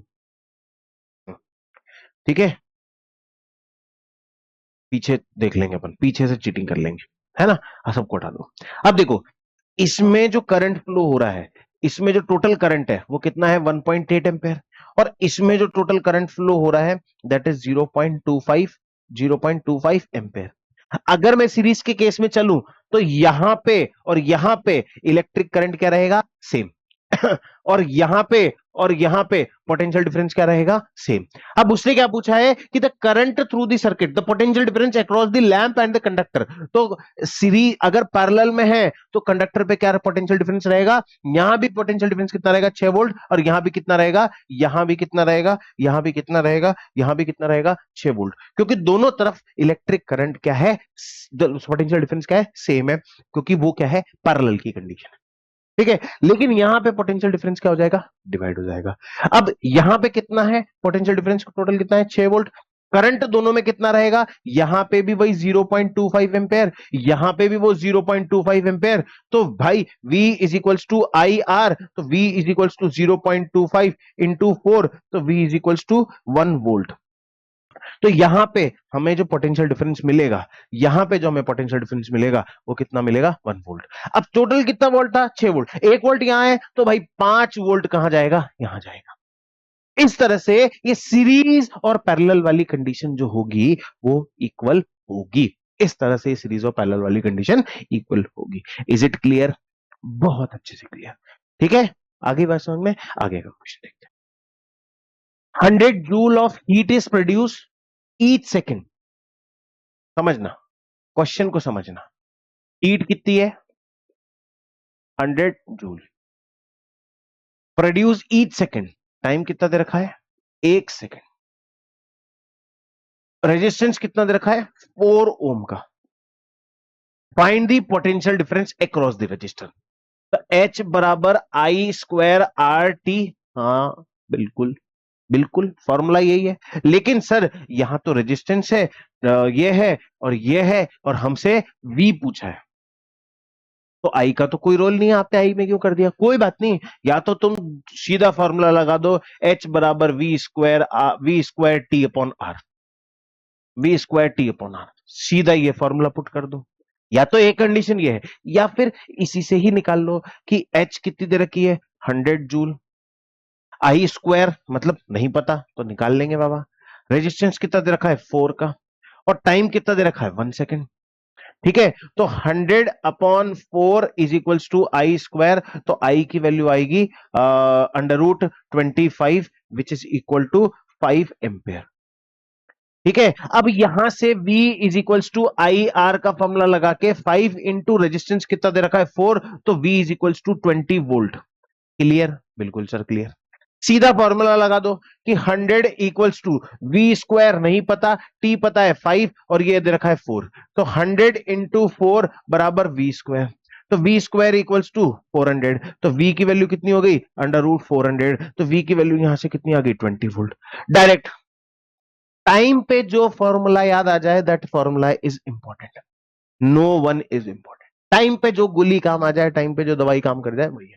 अब आती है इलेक्ट्रिक पावर। ठीक है, अब इलेक्ट्रिक पावर बेसिकली क्या है, देखो अगर मैं पावर का फॉर्मूला देखूं तो वो क्या होता है, वर्क डन अपॉन, ठीक है, टाइम टेकन, है ना। आगे बात समझ में, तो power is rate of doing work, rate of doing electrical work, क्योंकि यहां पे क्या हो रहा है, rate of doing electrical work और कंज्यूमिंग इलेक्ट्रिकल एनर्जी। ठीक है, तो power is rate of doing work, rate of doing work, तो power equals to work upon time, सीधी सी बात है ना। तो पावर की जो यूनिट होगी वो क्या होगी, किलो वॉट हार होगी। कैसे होगी समझना, देखो ठीक है। अब किलो वॉट हार बेसिकली ये जो किलो वॉट हार होता है, ये हमारे घर में जो यूनिट का बिल आता है, एक यूनिट इलेक्ट्रिसिटी जो होती है उसे हम बोलते हैं 1 किलोवाट हार। क्या बोलते हैं, 1 किलोवाट हार। 1 किलोवाट हार मतलब 1000 वॉट इंटू 3600 सेकेंड्स, तो ये होता है 3.6 इंटू 10⁶ जूल। ठीक है, ये पावर जो है हमारी किस में निकलेगी, जूल में। अगर मैं पावर की ऐसा यूनिट निकालूं तो वो क्या होती है, जूल। क्लास 9th में तुमने पढ़ा होगा। अब सर इंपॉर्टेंट ये नहीं है, इंपॉर्टेंट है फॉर्मूला, तो भाई ले फॉर्मूला। मैंने क्या बोला, power equals to work done upon time taken, ये सर बिल्कुल सही बात है। ठीक है, अब तो पावर का पी, पावर का सिंबल पी, वर्क का डब्ल्यू अपॉन टी। अब मुझे पता है कि P is equals to W की वैल्यू कितनी थी, डब्ल्यू की वैल्यू अभी हमने निकाली है कि क्या है, V into Q upon T, और Q की वैल्यू है V into I T upon T, T से टी कैंसिल आउट, तो power equals to V I, power equals to V I. तो पावर का फॉर्मूला क्या हो गया, V into I, V into I, V into I. ठीक है, ये तो किसका फॉर्मूला हो गया, पावर का फॉर्मूला। अब पावर की ऐसा यूनिट है कितनी, जूल, और 1 joule equals to 1 volt into 1 ampere. भाई when power 1 joule is generated, when 1 ampere of current is produced across the potential difference of 1 volt, then 1 joule of work is done in the electrical format। Clear, ठीक है, बहुत सारी clear है ना। तो यहां से फॉर्मूला बन गया, अब इस फॉर्मूले से पावर को यूज करो कि the electrical bulb is connected to 220 volt source. ठीक है, तो पोटेंशियल डिफरेंस दे रखा है 220 वोल्ट का, करंट आया कितने का, 0.50 एम्पेयर का। तो व्हाट इज द पावर, तो power equals to V I, तो पावर 220 इंटू 0.5, तो ये नीचे 10 लगा दिया, जीरो से जीरो लगा दिया, तो पावर इक्वल्स टू 110 जूल। ठीक है, अब यहां पे 110 जूल नहीं आएगी, ये पावर यहां पे आएगी वॉट। ठीक है, आ गई बात समझ में। बेसिकली वहां भी मैं यार गलत बोल गया शायद तक, यहां गलत बोल गया। पावर की जो मतलब ये जो होती है ऐसा यूनिट, ठीक है, ये होती है किसकी, जूल की, मतलब वर्क की जो ऐसा यूनिट है वो क्या है, जूल। पावर की जो ऐसा यूनिट है वो है वॉट। ठीक है, इसलिए यहां पे जो वर्ड यूज होगा मतलब वो 1 वॉट होगा बेटा, 1 watt equals to one one volt into 1 ampere. ठीक है, आगे बात समझ में। तो ये जो है, ये क्या निकली हमारी, 110 वॉट निकली है। ठीक है, क्या निकली है, 110 what, this is the power of the bulb. ठीक है, आगे बात समझ में। इलेक्ट्रिक रेफ्रिजरेटर रेटर इतना पावर, पावर की रेटिंग उसकी कितनी है, पावर की रेटिंग उसकी कितनी है, 400 watt, operate 8 hour per day, time कितना दे रखा है, 8 hour. What is the cost of energy, अब यहां पे फॉर्मूला कि work is equals to P into T, और पावर हमें कितनी आ रखी है, पावर कितनी आ रखी है, W equals to V I T. तो हम यहां पे क्या यूज करेंगे, वी आई टी का फॉर्मूला यूज करेंगे, क्या यूज करेंगे, वी आई टी का फॉर्मूला यूज करेंगे। अब पावर दे रखी है, टाइम दे रखा है, और हमको कॉस्ट निकालनी है, तो 30 डेज 3 रुपीज पर यूनिट के हिसाब से। तो इसमें मतलब क्या नाम से, यूनिट कंजप्शन जो है, यूनिट कंजप्शन जो है वो कैसे निकलेगा, देखो कि वी आई टी निकालना पड़ेगा, क्या निकालना पड़ेगा, वी आई टी निकालना पड़ेगा। अब वी आई टी जो निकलेगा, ये निकलेगा अपना किस में, कि वॉट में निकलेगा। ठीक है, ये दोनों मिला करके मतलब इसको हम क्या करेंगे, P इंटू टी करके निकालेंगे कि 400 वॉट इंटू टाइम कितना है 8 आवर, और कितने दिन तक चला 30 डेज तक। अब इसको हमें यूनिट में निकालना है तो हम इसको किस में लेना पड़ेगा, किलोवाट हार में लेना पड़ेगा। तो ये हमने क्या कर दिया, इसको 1000 से डिवाइड कर दिया, 2 जीरो से 2 जीरो, 1 जीरो से 1 जीरो, 8 4 30, 8 24, 24 इंटू 4 कितना होगा 96 यूनिट। क्या होगा 96 यूनिट। अब 96 यूनिट, एक यूनिट की कॉस्ट जो है वो 3 रुपीज है, तो 96 यूनिट की कॉस्ट जो होगी वो 3 इंटू 96, 60 18 8 1 ऊपर 9 27 28 286 288 रुपीज होगी। इस तरह से हमारी जो है पर डे की पावर निकलेगी, और इस पे डेफिनेटली डेफिनेटली न्यूमेरिकल आने वाला है। ठीक है, न्यूमेरिकल आएगा, डेफिनेटली। अगला क्वेश्चन, ठीक है, आई होप यहां ये लास्ट क्वेश्चन ही है। ठीक है, this is the last question. एक इलेक्ट्रिक मोटर करंट कंज्यूम करती है कितना, 5 एम्पेयर का करंट, और पोटेंशियल डिफरेंस कितना है 220 वोल्ट का। Determine the power of the motor and the energy consumed in 2 hour. Time कितना दे रखा है 2 आवर। अब हमको इसकी पावर निकालनी है, तो power is equals to V I T, sorry, power equals to V I. तो power is 220 into 5 which is equal to 1100 watt. ये तो इसकी पावर हो गई। अब उसने क्या पूछा है, सेकंड पार्ट क्या पूछा है, एनर्जी कंजप्शन। तो energy, energy equals to work, और work work equals to P into T. तो कितना था, कितना था, कितना था, कितना था, 1100 वॉट की तो हमारी मोटर है। ठीक है, 2 घंटे तक ऑपरेट होगी, तो वो कितना पावर कंज्यूम करेगी, 2200, 2200 divide by 1000, that is 2.2 kilowatt hour का कंजप्शन आया है। ठीक है, आ गई बात समझ में। इस तरह से ये चैप्टर जो है पूरा यहाँ पे फिनिश होता है, और इलेक्ट्रिसिटी के एक एक कंसेप्ट क्लियर होते हैं। ठीक है, जल्दी मिलते हैं तुमसे अगले चैप्टर के साथ, तब तक के लिए बाय बाय।